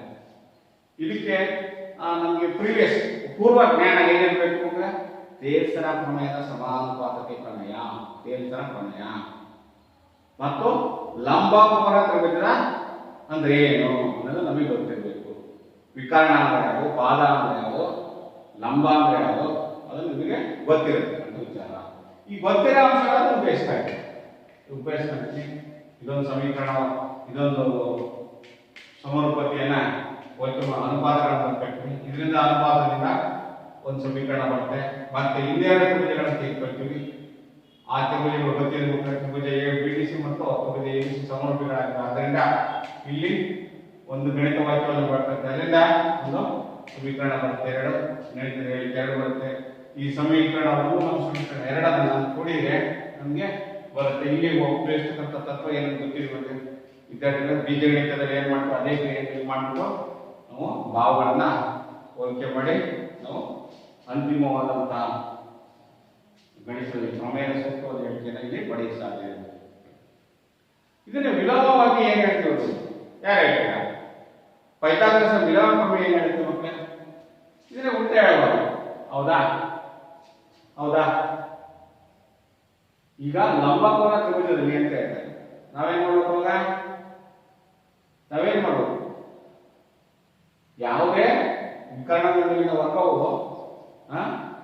ಯಾವುದೇ ತ್ರಿಭುಜದಲ್ಲಿ ಅತಿ ದೊಡ್ಡ ಭಾವಗಳ ಮೇಲಿನ ವರ್ಗವು ಉಳಿದೆರಡು ಭಾವಗಳ ಮೇಲಿನ ವರ್ಗಕ್ಕೆ ಸಮನಾಗಿದ್ದರೆ ಆ ಎರಡು ಭಾವಗಳ ಮೇಲಿನ ಆ ಭಾವಗಳಿಂದ ಉಂಟಾಗಿರ್ತಕ್ಕಂಥ ಕೋನ ಯಾವಾಗಲೂ 90 ಡಿಗ್ರಿ ಆಗಿರುತ್ತೆ ಅಂತ ಶಾಸ್ತ್ರ. ಹೌದಾ? ಆ ಎರಡು ಭಾವಗಳಿಂದ ಉಂಟಾಗಿರ್ತಕ್ಕಂಥ ಕೋನ ಇದು ಒಂದು ತ್ರಿಭುಜದಲ್ಲಿ ಅತಿ ದೊಡ್ಡ ಭಾವಗಳ ಮೇಲಿನ ವರ್ಗವು ಉಳಿದೆರಡು ಭಾವಗಳ ಮೇಲಿನ ವರ್ಗಗಳ ಮೊತ್ತಕ್ಕೆ ಸಮನಾಗಿದ್ದರೆ ಆ ಎರಡು ಭಾವಗಳಿಂದ ಉಂಟಾಗಿರ್ತಕ್ಕಂಥ ಯಾವ ಕೋನ ಅದೇನಾಗಿರುತ್ತೆ, ಲಂಬಕೋನವಾಗಿರುತ್ತೆ. ಲಂಬಕೋನ ಆಗಿರುತ್ತೆ ಅಂತ ಅದನ್ನ ವಿಲೋಮ ಪ್ರಮೇಯ ಅಂತ ಹೇಳ್ತೀವಿ.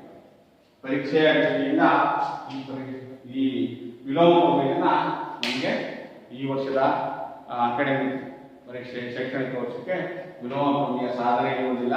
ಆದರೆ ಅದರ ವಿಲೋಮವನ್ನು ನಾವು ತಿಳ್ಕೊಂಡಿರ್ಬೇಕು. ಎಲ್ಲ ಪ್ರಮೇಯದಲ್ಲೂ ಅಷ್ಟೇ ನಾವು ದೇಶನ ಪ್ರಮೇಯ, ನೇರ ಪ್ರಮೇಯ ಕಲಿಬೇಕು ಮತ್ತು ವಿಲೋಮ ಪ್ರಮೇಯವನ್ನು ಹೇಳಿಕೆಯನ್ನು ತಿಳ್ಕೊಂಡಿರ್ಬೇಕು. ಆಮೇಲೆ ಉಪಪ್ರಮೇಯಗಳನ್ನ ಯಾವುದು ಹೇಳಿಕೆ ಮತ್ತು ಆ ಸೂತ್ರಗಳನ್ನು ಬರೆಯಬೇಕು. ಹೌದಾ? ಅದ್ರ ಮೇಲೆ ಒಂದು ಮಾರ್ಕ್ಸ್ನ ಪ್ರಶ್ನೆಗಳು ಬರ್ಬೋದು. ಹೀಗೆ ನಾವು ಮಾಡ್ತಾ ಹೋಗ್ತೀವಿ. ಈಗ ಪ್ರಮೇಯ ಅರ್ಥ ಆಯ್ತಾ ನಮಗೆ? ಈ ಪ್ರಮೇಯದ ಮೇಲೆ ಕೆಲವೊಂದು ಸಮಸ್ಯೆಗಳನ್ನು ನೋಡೋಣ. ಆಯ್ತು ಓಕೆ? ನೋಡೋಣ. ಓಕೆ, ಇಲ್ಲೊಂದು ಲೆಕ್ಕ ಇದೆ. ಏನಿದೆ? ತ್ರಿಭುಜ ABCಯಲ್ಲಿ ACB 90 ಡಿಗ್ರಿ ಆದರೆ CD perpendicular to AB ಆದರೆ BC square by AC square equal to BD by AD ಎಂದು ಸಾಧಿಸಿ. ಹೌದಾ? ಇದು ಕೊಟ್ಟಿರೋದು. ಇದು ಹೇಗೆ ಮಾಡ್ತೀರಾ ನೋಡಿ. ಒಂದು ಪ್ರಶ್ನೆ ಇದೆ ನಿಮ್ಮ ಪಠ್ಯಪುಸ್ತಕದಲ್ಲಿ, ಒಂದು ಲೆಕ್ಕ ಪೈಥಾಗರಸ್ ಪ್ರಮೇಯದಲ್ಲಿ ಅನ್ವಯ ಸಮಸ್ಯೆ. ABC ತ್ರಿಭುಜದಲ್ಲಿ CD perpendicular to AB ಆಗಿದೆ ಮತ್ತು C ಕೋನ 90 ಡಿಗ್ರಿ ಆಗಿದೆ. ಹಾಗಾದ್ರೆ BC square by AC square equal to BD by AD ಎಂದು ಸಾಧಿಸಿ ಅಂತ ಹೇಳ್ತಾರೆ. ಇದು ಹೇಗೆ ಮಾಡ್ತಾರೆ ನೋಡಿ. ಪ್ರಶ್ನೆಯನ್ನ ಕೊಟ್ಟಿರೋ ರೇಖಾಚಿತ್ರವನ್ನು ನೋಡ್ಕೋಬೇಕು ಅಂದ್ರೆ ಈ ತರ ಸಮಸ್ಯೆಗಳನ್ನು ಕೊಟ್ಟಾಗ ನಾವು ಏನ್ ಮಾಡ್ಬೇಕು? ಪ್ರಶ್ನೆಯನ್ನ ಇಲ್ಲಿ ಸರಿಯಾಗಿ ಓದ್ಕೊಂಡು ಆ ರೇಖಾಚಿತ್ರ ಕೊಟ್ಟಿರ್ತಾರೆ, ಒಂದ್ಸರಿ ಕೊಡ್ಲಿಲ್ಲ ಅಂದ್ರೆ ನಾವೇ ಬರ್ಕೋಬೇಕು ಅಂತ ನೋಡಿದ್ರಲ್ಲ, ಈಗ ಬರ್ಕೊಂಡ್ವಿ. ಇದಾದ ನಂತರ ತ್ರಿಭುಜ ABCಯಲ್ಲಿ ಏನ್ ಮಾಡ್ತೀವಿ? ACB 90 ಡಿಗ್ರಿ ಅಂತ ಕೊಟ್ಟಿದ್ದಾರೆ. ಆದ್ರಿಂದ ABC ತ್ರಿಭುಜ ಮತ್ತು ಇಲ್ಲಿ ACD ಮತ್ತು CDBಗಳ ಹೋಲಿಕೆ ಮಾಡೋದು. ಇದು ಯಾವ ಪ್ರಮೇಯ? ತೇಲ್ಸನ ಸಮರೂಪತೆಯ ಪ್ರಮೇಯದ ಮೇಲೆ ನಾವು ಅದನ್ನ ಅಬ್ಸರ್ವ್ ಮಾಡ್ತಾ ಇದ್ದೀವಿ. ನಮಗೆ ಹೀಗೆ ಅಬ್ಸರ್ವ್ ಮಾಡಿ ಈ ಹೋಲಿಕೆ ಬರ್ಬೇಕು. ತೇಲ್ಸನ ಸಮರೂಪತೆಯ ಸಮಾನುಪಾತತೆಯ ಪ್ರಮೇಯದ ಪ್ರಕಾರ ನಾವೇನ್ ಬರ್ಬೋದು? BC square by AC square is equal to BD by AD ಅಂತ ಸಾಧಿಸಬೇಕು. ಈಗ ನಮಗೆ ಗೊತ್ತಿರೋದೇನು? ತೇಲ್ಸನ ಪ್ರಮೇಯ. ಆ ತೇಲ್ಸನ ಪ್ರಮೇಯವನ್ನು ಉಪಯೋಗಿಸಿಕೊಂಡು ಇಲ್ಲಿ ಈ ತ್ರಿಭುಜ ACD ಸಮರೂಪಿ ತ್ರಿಭುಜ ABC ಬರ್ಬೇಕಾ? ಇದಾದ ಮೇಲೆ ನಾವೇನು ಬರ್ಕೋಬಹುದು? AC by AD. AC ಗೆ ಯಾವ ಭಾವ ಬರುತ್ತೆ? AC ಬೈ ಯಾವ ತಗೋಬೇಕು? AB ತಗೋಬೇಕು. AC ಗೆ AB ತಗೋಬೇಕು. ಗೊತ್ತಾಯ್ತಾ? AC ಗೆ AB ತಗೊಂಡ್ವಿ. ನೆಕ್ಸ್ಟ್ AD ಗೆ ಯಾವ ಭಾವ ಹೋಲಿಕೆ ಮಾಡ್ತೀರಾ? AD ಗೆ AC ಅನ್ನ ಅನುಪಾತವನ್ನು ಹೋಲಿಕೆ ಮಾಡಿ ಅನುರೂಪವಾದ ಭಾವಗಳನ್ನು ಹೋಲಿಕೆ ಮಾಡ್ಕೊಂಡು ಇಲ್ಲಿ ಬರ್ಕೋಬೇಕು. AC ಬೈ AB ಕೊಟ್ಟು AD ಬೈ AC. ಈಗ ಇದು ಹೊರಗುಣಕಾರ ಮಾಡಿ ಗೊತ್ತಾಗುತ್ತೆ. AC square is equal to AB into AD. ಈ ಸಮೀಕರಣ 1 ಅಂತ ಬರ್ಕೊಳ್ಳಿ. ನೆಕ್ಸ್ಟ್ ತ್ರಿಭುಜ BCD ಮತ್ತು ತ್ರಿಭುಜ ABC ಸಮರೂಪಿಯಾಗಿದೆ. ಅವಾಗ ಅಷ್ಟೇ BC ಬೈ AB, BC ಗೆ AB ಸಮಾನುಪಾತ. ಅವಾಗ ಅವೆಲ್ಲ BD ಗೆ ಯಾವ ಅನುಪಾತ? BD ಗೆ ಯಾವ ಅನುಪಾತ ಆಗುತ್ತೆ? BC. BD ಗೆ BC ಅನುಪಾತ. ಇವೆಲ್ಲ ನಾವು ಹೋಲಿಕೆ ಮಾಡಿ ಹೊರಗುಣಕಾರ ಮಾಡಿ BC square is equal to AB into BD, BC square is equal to AB into BD. ಇದು ಸಮೀಕರಣ 2. ಈ ಸಮೀಕರಣ 1 ಮತ್ತು 2 ಅನ್ನ ನಾನು ಏನ್ ಮಾಡ್ತೀನಿ? ಭಾಗಿಸ್ತಾ ಹೋಗ್ತೀನಿ. ಹೌದಾ? ಸಮೀಕರಣ 2 ಅನ್ನ 1 ಇಂದ ಭಾಗಿಸ್ತಾ. ಹೌದಾ? 2 ಬೈ 1 ಸಮೀಕರಣ 2 ಅನ್ನ 1 ಇಂದ ಭಾಗಿಸ್ತಾ. therefore BC square by AC square is equal to ಬರ್ಕೊಂಡೆ. ಆ ಸಮೀಕರಣನ 2ನೇ ಸಮೀಕರಣ ಅಂಶಕ್ಕೆ ಬರ್ಕೋಬೇಕು, 1ನೇ ಸಮೀಕರಣ ಛೇದಕ್ಕೆ ಬರ್ಕೋಬೇಕು. BA by AB into BD by AD is equal to ಏನು ಬರುತ್ತೆ? ಭಾಷ AB ಗೆ BA AB ಎರಡು ಒಂದೇ ತಾನೇ ಪದಗಳು. AB ಅನ್ನೋ ಒಂದೇ, BA ಅನ್ನೋ ಒಂದೇ. ಚೇಂಜ್ ಮಾಡಿದ ಅವಶ್ಯಕತೆ ಅಷ್ಟೇ. ಇವೆರಡು ಏನಾಗುತ್ತಪ್ಪ? ಭಾಗಿಸೋದು ಸರ್, ಭಾಗವಾಗುತ್ತೆ. ಸೊ ಹಾಗಾದ್ರೆ ಎಡಭಾಗದಲ್ಲಿ ಏನು ಭಾಗವಾಗುತ್ತಾ? ಇಲ್ಲ ಸರ್, ಅದು ಹಾಗೆ ಬರುತ್ತೆ. BC square by AC square ಹಾಗೆ ಬರುತ್ತೆ. ನೆಕ್ಸ್ಟ್ ಬಲಭಾಗ ನೋಡ್ಕೊಂಡ್ರೆ BD ಬೈ AD. ನಮಗೆ ಬೇಕಾಗಿರುವಂತ ಸೂತ್ರ ಬಂತಲ್ಲ, ಹೇಳಿಕೆ ಏನು ಸಾಹಸ ಕೊಟ್ಟಿಲ್ಲ. BC square by AC square is equal to BD by AD, BD by AD. ಸಾಧಿಸಿಲ್ಲ ಅಂದ್ರೆ ಈ ರೀತಿಯಾಗಿ ನಾವು ಪೈಥಾಗರಸ್ ಪ್ರಮೇಯವನ್ನು ಉಪಯೋಗಿಸಿಕೊಂಡು ಮತ್ತು ತೇಲ್ಸನ ಸಮಾನುಪಾತತೆ ಪ್ರಮೇಯಗಳನ್ನು ಭಾವಗಳ ಅನುಪಾತದ ಮೇಲೆ, ಕೋನಗಳ ಅನುಪಾತದ ಮೇಲೆ ನಾವು ಲೆಕ್ಕಗಳನ್ನು ಅನೇಕ ಕ್ಲಿಷ್ಟಕರವಾದಂತಹ ಸಮಸ್ಯೆಗಳನ್ನು ನಾವು ಅಧ್ಯಯನ ಮಾಡ್ತಾ ಹೋಗ್ತೀವಿ. ಪ್ರೀತಿ ವಿದ್ಯಾರ್ಥಿಗಳೇ, ಹೀಗೆ ಒಂದೊಂದು ಹಂತವಾಗಿ ಒಂದೊಂದು ಹೊಸ ಹೊಸ ವಿಚಾರಗಳನ್ನ, ಹೊಸ ಹೊಸ ಸಮಸ್ಯೆಗಳನ್ನ ನಾವು ಇದರಿಂದ ನಾವು ತಿಳ್ಕೋಬಹುದು, ಅರ್ಥ ಮಾಡ್ಕೊಂಡು ಬಿಡಿಸ್ಬೋದು ಮಕ್ಕಳೇ. ನಮ್ಮ ನಿತ್ಯ ಜೀವನದ ಅನೇಕ ಸಮಸ್ಯೆಗಳು ಬರ್ತವೆ ಮಕ್ಕಳೇ. ಇಲ್ಲೊಂದು ಪ್ರಶ್ನೆ ಇದೆ ಮಕ್ಕಳೇ, ಒಂದು ಪ್ರಶ್ನೆ ಏನಿದೆಯಪ್ಪ ಅಂತ ನೋಡಿ, ನಿಮ್ಮ ಪಠ್ಯಪುಸ್ತಕದಲ್ಲಿ ಇರ್ತಕ್ಕಂಥ ಇನ್ನೊಂದು ಒಂದು ಎಕ್ಸಾಂಪಲ್ ಬೇಕಾಗುತ್ತೆ ಮಕ್ಕಳೇ. ಒಂದು ಏಣಿಯ ಪಾದವು ನೆಲದ ಮೇಲೆ ಗೋಡೆಯಿಂದ 2.5 ಮೀಟರ್ ದೂರದಲ್ಲಿ ಹಾಗೂ ಅದರ ತುದಿಯು ನೆಲದ ಮೇಲಿಂದ 6 ಮೀಟರ್ ಎತ್ತರದಲ್ಲಿರುವ ಕಿಟಕಿಯನ್ನು ಮುಟ್ಟುವಂತೆ ಏಣಿಯನ್ನು ಗೋಡೆಗೆ ಒರಗಿಸಿ ಇಡಲಾಗಿದೆ. ಹಾಗಾದರೆ ಆ ಏಣಿಯ ಉದ್ದವನ್ನು ಕಂಡುಹಿಡಿಯಿರಿ. ನೋಡಿ ಏನ್ ಕೊಟ್ಟಿದ್ದಾರೆ ಮಕ್ಕಳೇ? ಏಣಿಯನ್ನ ಏನ್ ಮಾಡಿದ್ದಾರೆ? ಇಲ್ಲೊಂದು ಕಿಟಕಿ ಇದೆ ಮಕ್ಕಳೇ, ಕಿಟಕಿ. ಇಲ್ಲಿ ಈ ಏಣಿಯನ್ನ ಬಳಸಿದ್ದಾರೆ. ಹಾಗಾದ್ರೆ ನಮಗೆ ಈ ಏಣಿ ಉದ್ದ ಇರಬೇಕು. ಏಣಿ ಉದ್ದವನ್ನು ಕಂಡಿದೆ ಅಂತ ಹೇಳ್ತಾರೆ. ಏಣಿ ಉದ್ದ ಇರಬೇಕು. ಇದು ಗೋಡೆ ವಾಲ್. ಗೋಡೆಗೆ ಇಲ್ಲಿಂದಲೋ ಕಿಟಕಿಗೆ ಅಲ್ಲೇನೋ ನಾವು ಕಿಟಕಿ ಪದಾರ್ಥವಾಗಿರುತ್ತೆ, ಏನೋ ಹಾಲು ಮುಟ್ಬೇಕಾಗುತ್ತೆ ಕಿಟಕಿಗೆ. ಇದನ್ನ ಇಳಿಜಾರಾಗಿ ನಾವೇನು ಗೋಡೆಗೆ ಬರ್ಸಿದ್ವಿ. ಗೋಡೆಯಿಂದ ಆ ಏಣಿ ಅಂಚು ಇಲ್ಲಿಗೆ ನೆಲದ ಮೇಲೆ ಕಡಿತನ ಅಂಚು ಎಷ್ಟು ದೂರದಲ್ಲಿ ಅಂಚು ಇಲ್ಲಿಂದ ಇಲ್ಲಿರೋ ದೂರ, ಇಲ್ಲಿಂದ ಇಲ್ಲಿರ್ತಕ್ಕಂಥ ದೂರ 2.5 ಮೀಟರ್. ಮತ್ತೆ ಎಷ್ಟು ಎತ್ತರದಲ್ಲಿ ಏನು ಓಡಿಸಿದ್ವಿ ನಾವು, ಎಷ್ಟು ಮೀಟರ್, 6 ಮೀಟರ್. ಹಾಗಾದ್ರೆ ಏಣಿಯ ಉದ್ದವನ್ನು ಕಂಡಿದ್ದೀರಿ. ಈಗ ಏನ್ ಮಾಡ್ತಾರ, ಈಗ ಏನ್ ಮಾಡ್ತಾರ ಸರ್? ಸರ್ ಏನು ಉಂಟಾಗಿದೆ, ಇಲ್ಲೇ ಯಾವ ಕೋನ ಉಂಟಾಗಿದೆ, ಲಂಬ ಕೋನ ತುಂಬಿದ್ಯಾ? ಹೌದಲ್ವಾ? Very good. ಲಂಬ ಕೋನ ತುಂಬಿದ್ರೆ ನಿಮಗೆ ಗೊತ್ತಿದೆ ಸರ್. ಸರ್ ನಾವು ಮಾಡ್ತೀವಿ 7ನೇ ಕ್ಲಾಸ್ ಆಗಿರ್ತೀರಿ ಸರ್ ಈ ಲೆಕ್ಕಲ್ಲ ಅಂತ ನೀವು ಸ್ವಲ್ಪ. ಆದರೆ ಒಂದು ಸೆಕೆಂಡ್ ನೋಡೋಣ, ಟ್ರೈ ಮಾಡೋಣ. ಎ ಬಿ ಸಿ ಲಂಬ ಕೋನ ತುಂಬಿದ್ರಿ, ಹೌದಾ? ನಮಗೆ ಗೊತ್ತಿರೋ ವಿಚಾರ ಪೈಥಾಗರಸ್ ಪ್ರಕಾರ A B square is equal to ಏನಾಗಿದೆ, A C square plus B C square. ಹೌದಾ ಮಕ್ಕಳೇ? ಎ ಸಿ ಅಂದ್ರೆ ಎಷ್ಟಿದೆ, 6 ಸ್ಕ್ವಯರ್ ಪ್ಲಸ್ ಬಿ ಸಿ ಅಂದ್ರೆ ಎಷ್ಟಿದೆ ಮಕ್ಕಳೇ, 2.5. 6ನೇ 36, 25 ಸ್ಕ್ವಯರ್ ಅಂದ್ರೆ ಏನು ಮಕ್ಕಳೇ, 25 × 25, 25 25 ಎಷ್ಟು ಮಕ್ಕಳೇ, 625 ಮಕ್ಕಳೇ, 6.62.5 ಆಗುತ್ತೆ ಮಕ್ಕಳೇ. ಇದು ಕೂಡಿ ಎಷ್ಟಾಗುತ್ತೆ? therefore AB square is equal to ಎಡಭಾಗದಲ್ಲಿ 36 ಪ್ಲಸ್ 25 × 25 ಮಕ್ಕಳೇ, 625 ಅಂದ್ರೆ 25 ಆಗುತ್ತೆ. ನೋಡಿ ಮಕ್ಕಳೇ, ಇದು ಕೂಡಿ ಎಷ್ಟಾಗುತ್ತೆ? ಕೂಡಿಬಿಟ್ಟು ಬರೀ ಮಕ್ಕಳೇ ಎಷ್ಟಾಗುತ್ತೆ ಮಾಡಿ ಇವಾಗ ಅದಕ್ಕೆ ವರ್ಗಮೂಲ ನೀಡಿರುವಂತ ಎಷ್ಟು ಬರುತ್ತೆ?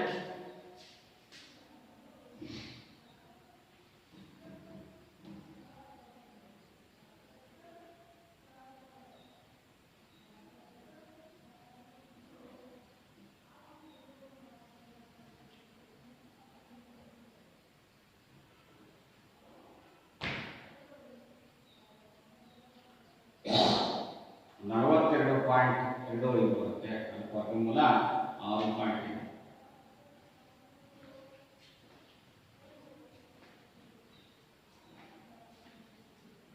36 42.2 ಬಿಟ್ರೆ ಇದಕ್ಕೆ ವರ್ಗಮೂಲ ಎಷ್ಟು ಬರುತ್ತೆ ನೋಡಿ, ಎ ಬಿ ಸ್ಕ್ವಯರ್ ಇಷ್ಟು. therefore AB equal to square root of 42.2. ಇದಕ್ಕೆ ಎಷ್ಟು ಬರುತ್ತೆ ಗೊತ್ತಾಗ್ಲಿಕ್ಕೆ ಬಿಟ್ರೆ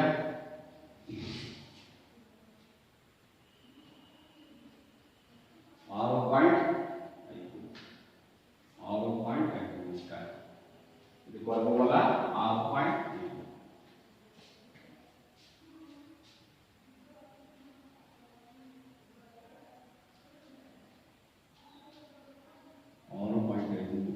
ಹಾಗಾಗಿ ಏಡಿ ಉದ್ದ ಎಷ್ಟು? therefore AB ಏಡಿಯ ಉದ್ದ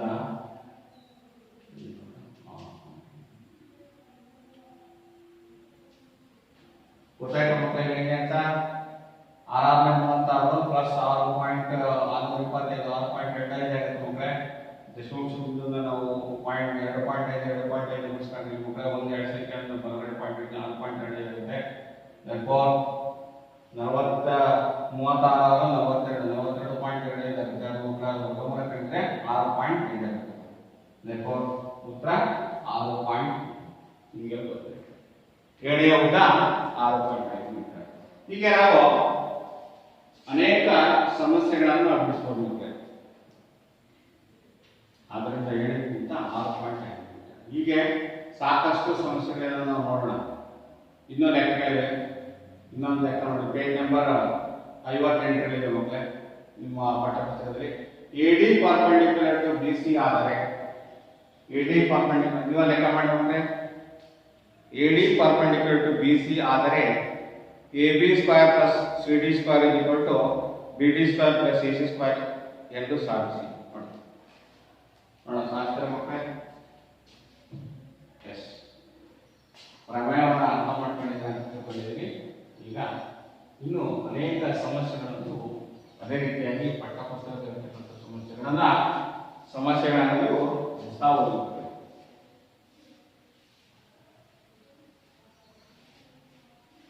ಇದನ್ನ ಲೆಕ್ಕ ಮಾಡ್ತೀರಿ. ಓಕೆ, ನಾನು ರೇಖಾಚಿತ್ರ ಹಾಕೊಡ್ತೀನಿ ಮಕ್ಕಳೇ, ಮಾಡಿ ನೋಡೋಣ. ಚಿತ್ರ ಇದೆ, ಬಹಳ ಸುಲಭ ಇದೆ ಮಕ್ಕಳು. ರಫ್ ಸ್ಕೆಚ್ ಹಾಕೋಣ. ಒಂದು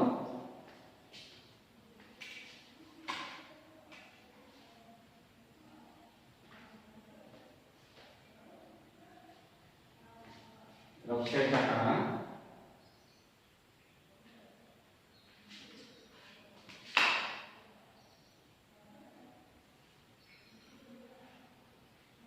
ಈ ತರ ತ್ರಿಭುಜ,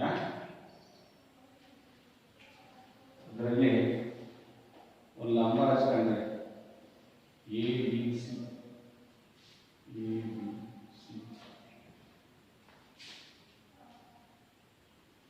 ಇದಕ್ಕೆ ಲಂಬ ರಚಿಸಿಕೊಂಡ್ರೆ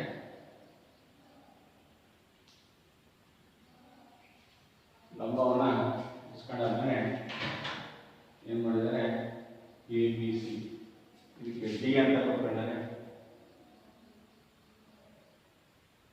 ಇದು ಲಂಬ ಈ ಕಡೆ ಇದೆ.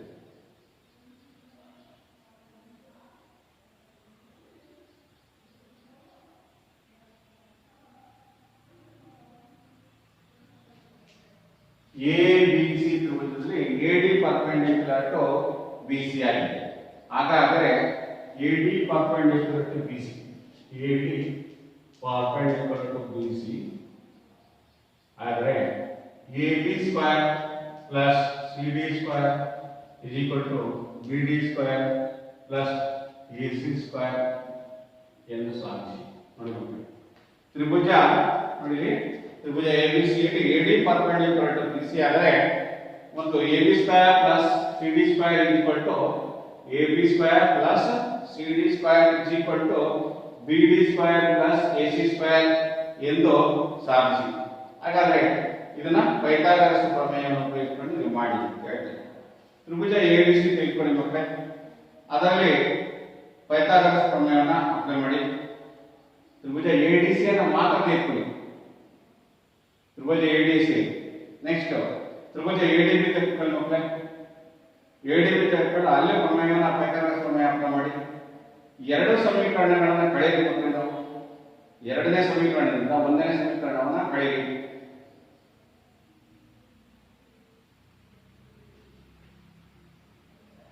ಹೌದಾ?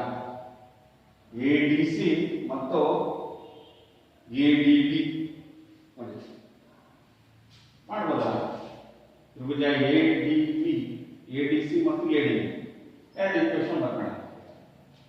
ತ್ರಿಭುಜ ಎ ಡಿ ಸಿ ನೋಡಿ, ಎ ಡಿ ಸಿ ನೋಡಿ ಮಕ್ಕಳೇ, ಪೈಥಾಗರಸ್ ಪ್ರಮೇಯ. ತ್ರಿಭುಜ ಎ ಡಿ ಸಿ ಯಲ್ಲಿ ಹೌದಾ ಎ ಡಿ ಸಿ ಡಿ ಲಂಬಕೋನ ತಾನೆ, ಅವ ವಿಕರ್ಣ ಏನಾಗುತ್ತೆ? A C square is equal to A C square is equal to D C square plus A D square. ಹೌದಾ? ಇದು ಒಂದು. ಆಮೇಲೆ ಎ ಬಿ ಡಿ ಮಾಡ್ತಾರೆ, ಎ ಬಿ ಡಿ ತೆಗೆದುಕೊಳ್ಳಿ. ಇದು ಎ ಬಿ ಡಿ ತ್ರಿಭುಜ ಎ ಡಿ ಬಿ ಯಲ್ಲಿ ಅಲ್ವಾ? ತ್ರಿಭುಜ ಎ ಡಿ ಬಿ ತೆಗೆದುಕೊಳ್ಳಿ, A D B. A D B ಯಲ್ಲಿ ಯಾವ ಲಂಬಕೋನ? ಇದು ಡಿ ಲಂಬಕೋನ. ಅವ ವಿಕರ್ಣ ಏನಾಗುತ್ತೆ? A B. therefore A B square is equal to A D square plus B D square. ಈ ಸಮೀಕರಣ ಎರಡು. ಈ ಸಮೀಕರಣ ಎರಡರಲ್ಲಿ ಒಂದನ್ನು ಕಳೆಯಬೇಕು. 2 ಮೈನಸ್ 1 ಕಳೆದರೆ A B square minus A C square is equal to ಎರಡನೇ ಕಳೆಯಿರಿ. ಕಳೆದರೆ ನೋಡಿ A D square plus B D square minus B C square plus A D square. ಕಳೆಯ A D square plus B D square minus C D square minus A D square. A D square B D square why ನೋಡಿ ಮಕ್ಕಳೇ, ಉಳಿಯೋದೇನು ಮಕ್ಕಳೇ? B D square minus ಏನು ನೋಡಿ, B D square minus A C square ಉಳಿತದ. ಉಳಿಯೋದು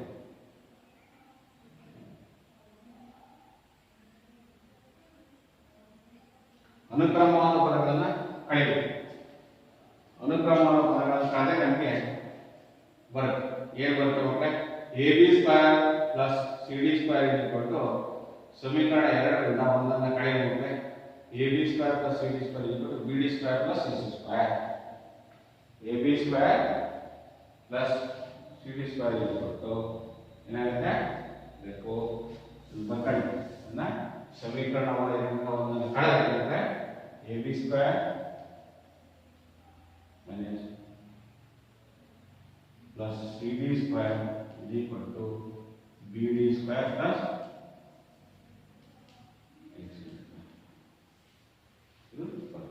ಸಮೀಕರಣ ಎರಡರಿಂದ ಒಂದನ್ನು ಕಳೆಯಬೇಕು.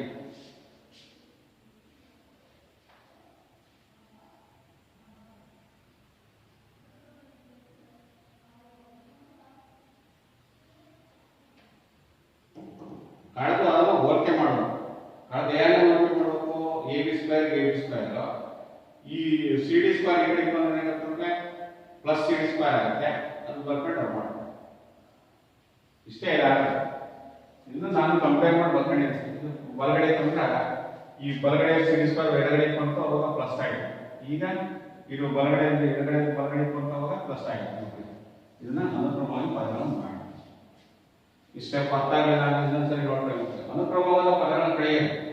ಅವಾಗ ಮೈನಸ್ ಬರುತ್ತೆ ಉತ್ತರಲ್ಲ. ಮೈನಸ್ ಬರೋದು ನಾವು ಏನ್ ಮಾಡ್ತೀವಿ? ಮೈನಸ್ ಬರೋದ್ರೆ ಏನ್ ಮಾಡಿದ್ರಿ? ಇದು ಕಳ್ಕೊಂಡಾಗ ಈ ಕಡೆ ತಗೊಂಡೆ ಅವಾಗ ಸಮೀಕರಣ ಏನ್ ಬರುತ್ತೆ ನಮಗೆ? A B square plus C D square ಅವ್ರು ಸಾಧನೆ ಮಾಡಕ್ಕೆ ಹೇಳಿದಾರೆ. ಆ ಪ್ರೂಫನ್ನ ನಾವು ಹೇಳಿಕೆ ಕೊಡೋದಕ್ಕೋಸ್ಕರ ನಾವೇನ್ ಮಾಡ್ತೀವಿ?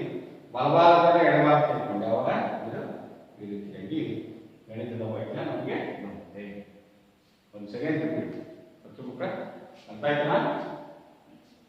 ಈ ಬಿ ಸಿ ತ್ರಿಭುಜದಲ್ಲಿ ಎಡಿ ಬಿಸಿ ಆಗಿದೆ. ಇದೊಂದು ತ್ರಿಭುಜ ಆಗುತ್ತೆ, ಇದೊಂದು ತ್ರಿಭುಜ ಆಗುತ್ತೆ. ನಮ್ಗೆ ಗೊತ್ತಿರೋದು ಏನೋ ಪೈಥಾಗರಸ್ ಪ್ರಮೇಯ ಗೊತ್ತಿದೆ. ಅದರ ಆಧಾರದ ಮೇಲೆ ಸಮೀಕರಣ 1 ಮತ್ತು 2 ಬರ್ಕೊಳ್ತೀವಿ. ಸಮೀಕರಣ 2ರಿಂದ ಸಮೀಕರಣ 1ರ ಕಳ್ಕೊಂಡಾಗ ನಮಗೆ ಬರುತ್ತೆ ಉತ್ತರ ಬರುತ್ತೆ. ಆ ಹೇಳಿಕೆಯನ್ನು ನಾವು ವಾಕ್ಯವೃತ್ತದಲ್ಲಿ ಬರೋಕ್ಕೋಸ್ಕರ ಈ ಕಡೆ ಬಲಭಾಗದಿಂದ ಎಡಭಾಗಕ್ಕೆ ಅಂದ್ಕೊಂಡಾಗ A B square plus C D square ಆಗುತ್ತೆ. ಮತ್ತೆ ಎಡಭಾಗ ಬಲಗಡೆ ಬಂದಾಗ ಸಂಕೇತಾಕ್ಷರಗಳು ಬದಲಾವಣೆ ಆಗುತ್ತೆ. ನಮಗೆ A B D square plus C D square. ಇದನ್ನು ನಾವು 2 ಅಂಕದ ಪ್ರಶ್ನೆಗಳನ್ನ ಕೊಡ್ತಾರೆ ನಮಗೆ. ಹೀಗೆ ಪ್ರತಿ ವಿದ್ಯಾರ್ಥಿಗೆ ನಿಮ್ಮ ಪಠ್ಯಪುಸ್ತಕದಲ್ಲಿ ಅನೇಕ ಉದಾಹರಣೆ ಸಮಸ್ಯೆಗಳಿದ್ದಾವೆ. ಮತ್ತು ಅಭ್ಯಾಸ 2.5 ಅಂತ ಇಟ್ಕೊಂಡ್ಬಿಟ್ರೆ ವರ್ಕಿಂಗ್ ಲೆಕ್ಕ ತರ್ಕ ಮಾಡ್ತಕ್ಕಂಥ ವರ್ಬಲ್ ಪ್ರಾಬ್ಲಮ್ ಅಂದ್ರೆ ತರ್ಕ ಮಾಡಿ ಕಂಡಿರ್ತಕ್ಕಂಥದ್ದು, ಹೇಳಿಕೆ ರೂಪದ ಸಮಸ್ಯೆಗಳು, ಆಮೇಲೆ ಚಿತ್ರಗಳ ಮುಖಾಂತರ ತೇಲ್ಸುವ ಪ್ರಮೇಯ ಮತ್ತು ಪೈಥಾಗರಸ್ ಪ್ರಮೇಯವನ್ನು ಅನುಕ್ರಮವಾಗಿ ಉಪಯೋಗಿಸ್ಕೋಬೇಕಾದ್ರೆ ಒಂದು ಸಂದರ್ಭದಲ್ಲಿ ಉಪಯೋಗಿಸ್ಕೊಂಡು ಪೈಥಾಗರಸ್ ಪ್ರಮೇಯ ಉಪಯೋಗಿಸ್ಕೊಂಡು ಸಾಕಷ್ಟು ಸಾಧನೆಗಳನ್ನ, ತಾರ್ಕಿಕ ಸಾಧನೆಗಳನ್ನ ಮತ್ತು ಕ್ರಿಯಾತ್ಮಕವಾದಂತಹ ವರ್ಬಲ್ ಸಮಸ್ಯೆಗಳನ್ನು ಸಹ ಈ ಅಧ್ಯಾಯದಲ್ಲಿ ನಾವು ಅಧ್ಯಯನ ಮಾಡಬೇಕು. ಇಲ್ಲಿ ಒಂದೇ ಪ್ರಶ್ನೆ ಕೊಟ್ಟಿದೆ. ಈ ತ್ರಿಭುಜಗಳ ಬಾಹುಗಳ ಅಳತೆಗಳನ್ನು ಕೆಳಗೆ ಕೊಡಲಾಗಿದೆ. ಇವುಗಳಲ್ಲಿ ಯಾವುದು ಲಂಬಕೋನ ತ್ರಿಭುಜವಾಗಿದೆ ಎಂದು ನಿರ್ಧರಿಸಿ. ಲಂಬಕೋನ ತ್ರಿಭುಜದಲ್ಲಿ ವಿಕರ್ಣದ ಅಳತೆ ಬರೆಯಿರಿ. ನೋಡಿ ಮಕ್ಕಳೇ, 7, 24, 25 ಹಿಂಗೆ ಏನ್ ಮಾಡ್ತೀರಾ ಮಕ್ಕಳೇ? ಒಂದೇ ಪ್ರಶ್ನೆ ಇದೆ. ಇವು ಲಂಬಕೋನ ತ್ರಿಭುಜದ ಬಾಹುಗಳಾಗಿವೆ ಅಂದ್ರೆ ಟ್ರಿಪ್ಲೆಟ್ಸ್ ಆಗ್ತದ, ತ್ರಿವಳೆಗಳಾಗ್ತದ. ಹಾಗಾದ್ರೆ ಆ ಲಂಬಕೋನ ತ್ರಿಭುಜದ ವಿಕರ್ಣ ಯಾವ್ದಾಗುತ್ತೆ? ಒಂದು ಉದಾಹರಣೆ 7, 24, 25 ಇದರಲ್ಲಿ ಬಾಹು ಆಗುತ್ತಾ? 7, 24, 25 ಒಂದೇ ಪ್ರಶ್ನೆ ಇದೆ ಹೌದಾ? ಫಸ್ಟ್ ಮೈನ್ ಕ್ವಶನ್ ಅಭ್ಯಾಸ 2.1ರಲ್ಲಿ ಒಂದೇ ಪ್ರಶ್ನೆ. ಇದು ಟ್ರಿಪ್ಲೆಟ್ಸ್ ಆಗುತ್ತಾ, ತ್ರಿವಳಿ ಆಗುತ್ತೆ ಅಂತ ಹೇಗೆ ಪರೀಕ್ಷೆ ಮಾಡ್ತೀರಾ ಮಕ್ಕಳೇ? ಹೌದು, ಬಹಳ ಸುಲಭ ಅಲ್ಲ ಮಕ್ಕಳೇ. ನಾನು ಹೇಳ್ಕೊಟ್ಟಿದ್ದೀನಿ. ಅತ್ಯಂತ ದೊಡ್ಡ ಬಾಹು 25 ಸ್ಕ್ವೇರ್. ಇನ್ನೊಂದು ಯಾವುದು 7 ಸ್ಕ್ವೇರ್. ಇನ್ನೊಂದು ಯಾವುದು 24 ಸ್ಕ್ವೇರ್. ಇದಾಗತ್ತನ್ನ ಪರೀಕ್ಷೆ ಮಾಡಬೇಕು. 25 625, 7 49, 24 × 24 ಎಷ್ಟಾಗುತ್ತೆ? 24 × 24 ಎಷ್ಟಾಗುತ್ತೆ ನೋಡಿ. 24ನ್ನ 24ರಿಂದ ಗುಣಿಸ್ಕೊಳ್ಳಿ. 4 4 16 2 8 9 2 4 8 2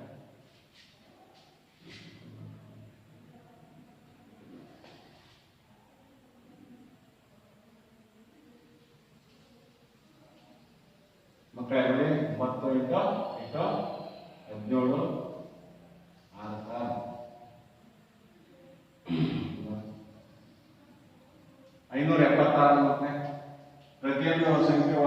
ನಾವು ಸ್ವಲ್ಪ ಕೆಲವೊಂದು 1ರಿಂದ 30ರವರೆಗೆ ಸಂಖ್ಯೆಗಳ ವರ್ಗಗಳನ್ನ ಮತ್ತು ಘನ ಸಂಖ್ಯೆಗಳನ್ನು ನಾವು ಹಾಗೆಯೇ ನಾವು ಮನಸ್ಸಿನಲ್ಲೇ ಚೆನ್ನಾಗಿ ಕಲ್ತ್ಕೊಂಡು ಪ್ರಾಕ್ಟೀಸ್ ಮಾಡ್ಕೊಂಡ್ರೆ ಈ ಲೆಕ್ಕಗಳನ್ನು ಮಾಡಿಸೋದಾದ್ರೆ ಬಹಳ ಸ್ವಲ್ಪ ಬೇಗ ಆಗುತ್ತೆ. ಈ ಕೂಡಿ ಮಕ್ಕಳು 476 9 15 ಒಂದೆಷ್ಟ 4 7 11 11 1 12 2 ಒಂದೆಷ್ಟ ಹೌದಾ? ಹೌದು ಮಕ್ಕಳೇ 5 1 6 ನೋಡಿ 625 ಎಡಭಾಗ ಹೌದಾ? ಹಾಗಾಗಿ ಇವು ಪೈಥಾಗರಸ್ ತ್ರಿವಳಿಗಳಾಗುತ್ತವೆ. ಹೌದು. ಯಾಕೆ ಸರ್? ಅತ್ಯಂತ ದೊಡ್ಡ ಬಾಹುವಿನ ಮೇಲಿನ ವರ್ಗವು ಉಳಿದೆರಡು ಬಾಹುಗಳ ಮೇಲಿನ ವರ್ಗಗಳ ಮೊತ್ತಕ್ಕೆ ಸಮನಾಗಿದೆ. ಅಲ್ಲಿ ಇದು ಲೆಕ್ಕ. ಇವು ಪೈಥಾಗರಸ್ ಲಂಬಕೋನದಿಂದ ಅಳತೆಗಳಾಗಿವೆ ಅಂತ ನಾವು ಹೇಳ್ಬೇಕು. ಇದು ಪರೀಕ್ಷೆ ಮಾಡೋದು ಬೇಗ ಮಾಡಬೇಕು. ಅವಾಗ ನಿಮಗೆ ಬೇಕಾಗಿರೋದೇನು ಮಕ್ಕಳೇ? ಅತ್ಯಂತ ದೊಡ್ಡ ಬಾಹುವಿನ ವರ್ಗವನ್ನು ಕಂಡುಹಿಡಿಯಲಿಕ್ಕೆ ಆದಷ್ಟು ಹೆಚ್ಚು ವರ್ಗ ಸಂಖ್ಯೆಗಳನ್ನ ವರ್ಗಮೂಲಗಳನ್ನ ನಾವು ತಿಳ್ಕೊಂಡಿರ್ಬೇಕು. 1ರಿಂದ 30ರವರೆಗೆ ಸಾಕು ತಿಳ್ಕೊಂಡ್ರೆ ಮುಂದಿನ ಬೇಕಾದ್ರೆ ನಾವು ವರ್ಗ ಮಾಡ್ಬೋದು. ವರ್ಕ್ ಮಾಡಿಬಿಟ್ಟು ಪರೀಕ್ಷೆ ಮಾಡಿ ಮಕ್ಕಳು ನೀಟಾಗಿ ನೀವು ಗೊತ್ತಾಗಲಿ ನಿಧಾನಕ್ಕೆ ಹೊರಗಡೆ ಬರ್ಕೊಂಡು ಸ್ವಲ್ಪ ಬಿಟ್ಟರೆ ನಾವು ಅಭ್ಯಾಸ ಮಾಡ್ಕೊಂಡ್ಬಂತ ಸುತ್ತಾಗಿ ಮಾಡ್ಬೋದು. ಇದು ಅದರ ವಿಕರಣ ಮಕ್ಕಳಿಗೆ 25 ವಿಕರಣ ಭಾವನೆ ಅಳತೆ 25 ಸೆಂಟಿಮೀಟರ್. 25 ನಾವು ಏನು ಕೊಟ್ಟಿದ್ರೆ ಅದು ಬರೀ ಸೆಂಟಿಮೀಟರ್ ಬರೀ, ಮೀಟರ್ ಬಂದ್ರೆ ಮೀಟರ್ ಬರೀ. ಹೀಗೆ ವಿದ್ಯಾರ್ಥಿಗಳೇ 3 8 6 ಇದನ್ನ ಮಾಡಿ ನೋಡೋಣ. 3 8 6 ಅಂತ ಇದೆ. 8 44 3 9 6 36 36 ಎಷ್ಟಾಗುತ್ತೆ ಮಕ್ಕಳೇ? 45 ಆಗುತ್ತೆ. 8 46 ಇದೆ. ಹಾಗಾದ್ರೆ ಎರಡನೇ ಉತ್ತರ ಅದು 3 ಇಂಟು 6. ಪೈಥಾಗರಸ್ ಆಗುತ್ತಾ? 3 ಇಂಟು 6 ಸಾಧ್ಯ. 3 8 6 ಇಲ್ಲೇ ನೋಡ್ಬೋದು. 8 8 64 ದೊಡ್ಡದು. ಇದು 36 ಇದು 9 9 36 45 ಈ ನಾಟ್ ಈಕ್ವಲ್ ಟು 66. ಅದು ಸಾಧ್ಯ ಇಲ್ಲ. ಅದರಿಂದ ಇದು ಪೈಥಾಗರಸ್ ತ್ರಿವಳಿಗಳ ಆಗುವುದಿಲ್ಲ ಅಂತ ಬರೆಯುತ್ತೆ. ಹೌದಾ? ಲಂಬಕೋನ ತ್ರಿಭುಜ ಆಗಲ್ಲ. ಹೀಗೆ ಮಕ್ಕಳೇ ನೋಡಿ ಸಾಧಿಸಿ ಅಂತ ಕೊಟ್ಟಿದ್ರೆ ಎರಡನೇ ಪ್ರಶ್ನೆ ಅದು ಸಹ ನಾವು ಈಗಾಗಲೇ ಪೈಥಾಗರಸ್ ನಿಯಮ ಉಪಯೋಗಿಸಿ ಮಾಡಿಲ್ಲ. ಅದೇ ತರ ಲೆಕ್ಕಗಳು. 3ನೇ ಲೆಕ್ಕ ಇದೆ ನೋಡಿ. ಆ ಲೆಕ್ಕ ಅಭ್ಯಾಸದಲ್ಲಿ ಇರ್ತಕ್ಕಂಥ 3ನೇ ಲೆಕ್ಕನು ಅದೇ ಪೈಥಾಗರಸ್ ಮೇಲೆ ಮತ್ತು ಸಮರೂಪತೆಯ ತ್ರಿಭುಜಗಳ ಸಮರೂಪತೆಯ ಆಧಾರದ ಮೇಲೆ ಇರ್ತಕ್ಕಂಥ ಲೆಕ್ಕಗಳು. ಎಷ್ಟು ಲೆಕ್ಕಗಳನ್ನು ನಾವು ನೆಕ್ಸ್ಟ್ ಮುಂದಿನ ತರಗತಿಯಲ್ಲಿ ಚೆನ್ನಾಗಿ ಅಧ್ಯಯನ ಮಾಡಿ ಮನೆಗೆ ಹೋಗಿ ಇನ್ನೂ ಸ್ವಲ್ಪ ಲೆಕ್ಕಗಳನ್ನು ಬಿಡಿಸಿ ಮನೆಯಲ್ಲಿ ಹೆಚ್ಚು ಗೃಹಪಾಠವನ್ನು ಮಾಡಬೇಕಾಗುತ್ತೆ. ಸಾಕಷ್ಟು ವರ್ಕಿಂಗ್ ಲೆಕ್ಕಗಳು, ತಾರ್ಕಿಕ ಲೆಕ್ಕಗಳು ಇದಾವೆ. ತಾರ್ಕಿಕ ಲೆಕ್ಕಗಳನ್ನು ನಾವು ಬಿಡಿಸ್ಬೇಕು, ಭಾಳ ಚೆನ್ನಾಗಿ ಬಿಡಿಸ್ಬೋದು. ಇಲ್ಲೊಂದು ಲೆಕ್ಕ ಇದೆ 10 ಮೀಟರ್ ಎತ್ತರವಿರುವ ಏಣಿಯು ನೆಲದಿಂದ 8 ಮೀಟರ್ ಎತ್ತರದಲ್ಲಿರುವ ಗೋಡೆಯ ಕಿಟಕಿಯನ್ನು ಮುಟ್ಟುತ್ತದೆ. ಹಾಗಾದರೆ ಏಣಿಯ ಪಾಲು ನೆಲದಿಂದ ಎಷ್ಟು ದೂರದಲ್ಲಿದೆ? ಇನ್ನೊಂದು ಪ್ರಶ್ನೆ ಮಕ್ಕಳೇ. 10 ಮೀಟರ್ ಎತ್ತರ ಅಂತ ಕೇಳ್ತಾರೆ. ಇನ್ನೊಂದು ಲೆಕ್ಕ ನೋಡಿ ವಿದ್ಯಾರ್ಥಿಗಳೇ, ಇದು ಗೊತ್ತಾಯ್ತಲ್ಲ? ಇನ್ನೊಂದು ಲೆಕ್ಕ ಒಂದು ರೇಖಾಚಿತ್ರ ಹಾಕ್ತೀನಿ. ಒಂದು ಪ್ರಶ್ನೆ ಇದೆ, ವರ್ಕಿಂಗ್ ಲೆಕ್ಕ. ಎಷ್ಟು ಸುಲಭ ಇದೆ ಅಂದ್ರೆ ಬಹಳ ಸುಲಭ ಇದೆ. 10 ಮೀಟರ್ ಎತ್ತರದ ಏಣಿಯು ನೆಲದಿಂದ 8 ಮೀಟರ್ ಎತ್ತರದ ಗೋಡೆಯ ಕಿಟಕಿಯನ್ನು ಮುಟ್ಟುತ್ತದೆ. ಹಾಗಾದರೆ ಏಣಿಯ ಪಾಲು ನೆಲದಿಂದ ಎಷ್ಟು ದೂರದಿದೆ? ಈ ತರ ಇದೆ ಏಣಿ, ಇದು ಗೋಡೆ. ಅವ್ರು ಇನ್ನೂ ಕೇಳಿದೆ ಎಷ್ಟು ಹೇಳಿದ್ರೆ 10 ಮೀಟರ್ ಎತ್ತರವಿರುವ ಏಣಿ 10 ಮೀಟರ್. ಹೌದಾ? ಇದು AC ಅಂತ ಕೊಡೋಣ, ಇದು B ಅಂತ ಕೊಡೋಣ. ಇದು ಪಾದದಿಂದ ಈ ಉದ್ದ ಕೇಳಿದೆ. ಏಣಿಯ ಕೆಳಗೆ ಏಣಿ ನೆಲದಿಂದ ಈ ಗೋಡೆಗೆ ಎಷ್ಟು ದೂರದಲ್ಲಿದೆ? ಎಷ್ಟು ದೂರದಲ್ಲಿದೆ? ನಾನು ಇಲ್ಲಿಂದ ಅಂತರ 8 ಮೀಟರ್. ಈಗ ಹೇಗೆ ಮಾಡ್ತೀರಾ? ನೆಲದಿಂದ ಗೋಡೆಗೆ ಎಷ್ಟು ಅಂತರ ಇದೆ ಅಂತ ನಾವು ಮಾಡ್ತೀವಿ. ಹೇಗೆ ಕಂಡುಹಿಡ್ತೀರಾ? Very simple. ಇದು ಎಂತ ತ್ರಿಭುಜ ಹಾಕೊಂಡ್ರೆ ಲಂಬಕೋನ ತ್ರಿಭುಜ. AC ಸ್ಕ್ವೇರ್ ಬಹಳ ಸುಲಭ ಅಲ್ವಾ? ನೋಡಿ ಮಕ್ಕಳು, ಸುಲಭ ಮಾಡ್ಬೋದ? ಇಲ್ಲಿ ಏಣಿಯ ತುದಿ ಮತ್ತು ಗೋಡೆ ಇಲ್ಲಿಂದ ಅಂತರ ಗೋಡೆಯ ಗೋಡೆ ನಿಲ್ಲಿಸಿದ್ವಲ್ಲ ಈ ಗೋಡೆ ಇದಕ್ಕೆ ಅಂತರ ಎಷ್ಟಾಗ್ತದೆ ಅವಾಗ ನಾವು ಮಾಡ್ಬೋದಾನೆ A C square is equal to ನಮಗೆ ಗೊತ್ತಿರೋದು A B square plus B C square. ನಮಗೆ ಬೇಕಾಗಿರೋದು A B square equal to A C square minus ಏನಾಗುತ್ತೆ ಮೈನಸ್ ಏನಾಗುತ್ತೆ B C square. A C ಇದೆ 10 ಸ್ಕ್ವೇರ್ ಮೈನಸ್ ಬಿ ಸಿ ಇದೆ 8 10 minus 60 equal to 36.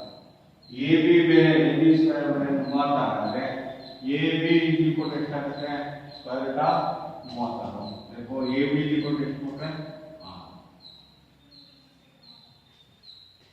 ಏಣಿಯ ತುದಿ ಏಣಿಯ ಕಾಲಿನ ತುದಿಯಿಂದ ಏಣಿಯ ಅಂಚಿನಿಂದ ನೆಲದ ಬದಿಯ ಅಂಚಿನಿಂದ ಗೋಡೆಗೆ ಬರೋದು ಎಷ್ಟು 6 ಮೀಟರ್. ಇದರ ಅಂತರ ಎಷ್ಟು 6 ಮೀಟರ್. ಹೀಗೆ 2 ಅಂಕದ ಪ್ರಶ್ನೆ ನಾವು ಕೊಡ್ಬೋದು ಮಕ್ಕಳೇ, 1 ಅಂಕಕ್ಕೂ ಒಂದ್ಸರಿ ಆಬ್ಜೆಕ್ಟಿವ್ ಕ್ವಶನ್ ಅನ್ನು ಕೊಡ್ತಾರೆ ಮಕ್ಕಳೇ. ಹೀಗೆ ನಾವು ಲೆಕ್ಕಗಳನ್ನ ಸಾಕಷ್ಟು ಸಮಸ್ಯೆಗಳಿವೆ, ಬಹಳ ಚೆನ್ನಾಗಿದೆ ಮಕ್ಕಳೇ. ಪಠ್ಯ ಪುಸ್ತಕ ಇರ್ತಕ್ಕಂಥ ಸಮಸ್ಯೆಗಳು ಸಾಕಷ್ಟು ಬಹಳ ಚೆನ್ನಾಗಿದ್ದಾವೆ ನೋಡಿ ಮಕ್ಕಳೇ, ಎಷ್ಟು ಚೆನ್ನಾಗಿದೆ. ವಿಮಾನವೊಂದು ಒಂದು ನಿಲ್ದಾಣದಿಂದ ಹೊರಟು ಗಂಟೆಗೆ 1000 ಕಿಲೋಮೀಟರ್ ಜವದಿಂದ ಉತ್ತರದ ಕಡೆಗೆ ಚಲಿಸುತ್ತದೆ. ಅದೇ ಸಮಯದಲ್ಲಿ ಮತ್ತೊಂದು ವಿಮಾನವು ಅದೇ ನಿಲ್ದಾಣದಿಂದ ಹೊರಟು ಗಂಟೆಗೆ 1200 ಕಿಲೋಮೀಟರ್ ಜವದಿಂದ ಪಶ್ಚಿಮದ ಕಡೆಗೆ ಚಲಿಸುತ್ತದೆ. ಹಾಗಾದರೆ 1.5 ಗಂಟೆಗಳ ನಂತರ ವಿಮಾನಗಳ ನಡುವಿನ ಅಂತರ ಎಷ್ಟು? ಎಷ್ಟು ಚೆನ್ನಾಗಿದೆ. ಈ ತರ ಸಮಸ್ಯೆಗಳನ್ನ ನಾವು ಮಾಡಬೇಕಾದ್ರೆ ದಿಕ್ಕುಗಳ ಗೊತ್ತಿದೆಯಲ್ಲ ಮಕ್ಕಳೇ. ಫಸ್ಟ್ ಆರಂಭಿಕ ವಿಮಾನವೊಂದು ನಿಲ್ದಾಣದಿಂದ ಹೊರಟು ಗಂಟೆಗೆ 100 ಕಿಲೋಮೀಟರ್ ಜವದಿಂದ ಉತ್ತರಕ್ಕೆ ಇಲ್ಲಿ ನಿಂತ್ಕೊಂಡಿದೆ. ಈ ಚಿತ್ರ ಕ್ವಶನ್ ನಂಬರ್ ಇನ್ನೊಂದು ಉದಾಹರಣೆ ನಾವೇನ್ ಮಾಡಬೇಕು ಮಕ್ಕಳೇ, ಫಸ್ಟ್ ರೇಖಾಚಿತ್ರವನ್ನು ಬರ್ಕೋಬೇಕು. ರೇಖಾಚಿತ್ರವನ್ನು ಬರ್ಕೊಂಡಾದ್ಮೇಲೆ ಬರೆದ ನಂತರ ನಾವು ಸಮಸ್ಯೆಯಿಂದ ಸುಲಭವಾಗಿ ಬಿಡಿಸ್ಬೋದು. ಹೌದಾ? ಚಿತ್ರಣ ನೋಡಿ ಮಕ್ಕಳೇ, ವಿಮಾನವು ನಿಲ್ದಾಣದಿಂದ ಹೊರಟು ಗಂಟೆಗೆ 1000 ಕಿಲೋಮೀಟರ್ ಜವದಿಂದ ಉತ್ತರದ ಕಡೆಗೆ ಚಲಿಸುತ್ತದೆ. ಈಗ ನಿಂತ್ಕೊಂಡಿದೆ ಅಂದ್ರೆ ಯಾವ ಮಕ್ಕಳೇ? ಪೂರ್ವ, ಪಶ್ಚಿಮ, ಉತ್ತರ, ದಕ್ಷಿಣ. ಹೌದಾ? ಪೂರ್ವ ಯಾವುದು, ಪಶ್ಚಿಮ ಯಾವುದು, ಉತ್ತರ ಯಾವುದು, ದಕ್ಷಿಣ ಅಂತ ಗೊತ್ತಿದೆ. ಆಯ್ತಾ? ಈಗ ಪೂರ್ವಕ್ಕೆ ಉತ್ತರದ ಕಡೆಗೆ ಚಲಿಸುತ್ತದೆ. ಉತ್ತರ ಕಡೆಗೆ. ಹೌದಾ? ಎಷ್ಟು ಕಿಲೋಮೀಟರ್? 1000 ಕಿಲೋಮೀಟರ್ ಸ್ಪೀಡ್ ಚಲಿಸುತ್ತದೆ. ಮತ್ತು ಅದೇ ವಿಮಾನ ನಿಲ್ದಾಣ ಚಲಿಸುತ್ತದೆ. ಅದೇ ಸಮಯದಲ್ಲಿ ಮತ್ತೊಂದು ವಿಮಾನವು ಅದೇ ನಿಲ್ದಾಣದಿಂದ ಹೊರಟು ಗಂಟೆಗೆ 1200 ಕಿಲೋಮೀಟರ್ ಜವದಿಂದ ಪಶ್ಚಿಮದ ಕಡೆಗೆ ಚಲಿಸುತ್ತದೆ.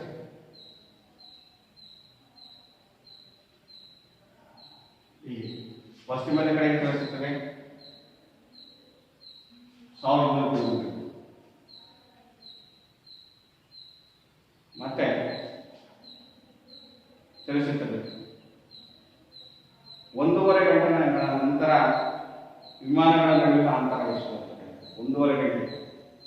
ಇದು ಸ್ಪೀಡ್ ಪರ್ ಅವರ್, ಇದು ಸ್ಪೀಡ್ ಪರ್ ಅವರ್. ಆದರೆ 1.5 ಗಂಟೆಗಳ ನಂತರ ಅವುಗಳ ನಂತರ ವಿಮಾನಗಳ ನಡುವಿನ ಅಂತರವನ್ನು ಕಂಡಿದ್ದೀವಿ. 1.5 ಗಂಟೆ ಕೇಳಿದೆ.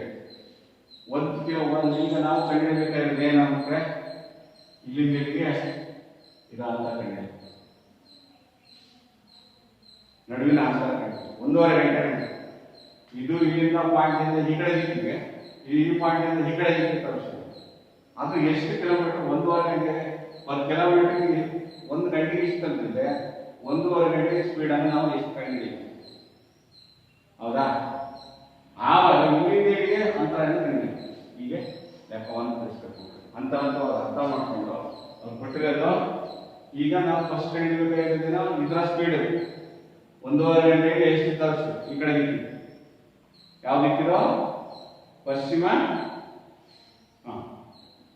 ಒಂದು ಉತ್ತರದ ಕಡೆಗೆ, ಇನ್ನೊಂದು ವಿಮಾನ ಪಶ್ಚಿಮದ ಕಡೆಗೆ ಚಲಿಸುತ್ತದೆ. ಅದೇ ಸಮಯದಲ್ಲಿ ಗಂಟೆಗಳ ಒಂದು ಪಶ್ಚಿಮದ ಕಡೆಗೆ ಚಲಿಸುತ್ತದೆ. 1.5 ಗಂಟೆ ನಂತರ ವಿಮಾನಗಳ ನಡುವಿನ ಅಂತರ ಗಂಟೆ ಸ್ಪೀಡ್ ಕಂಡಿದೆ.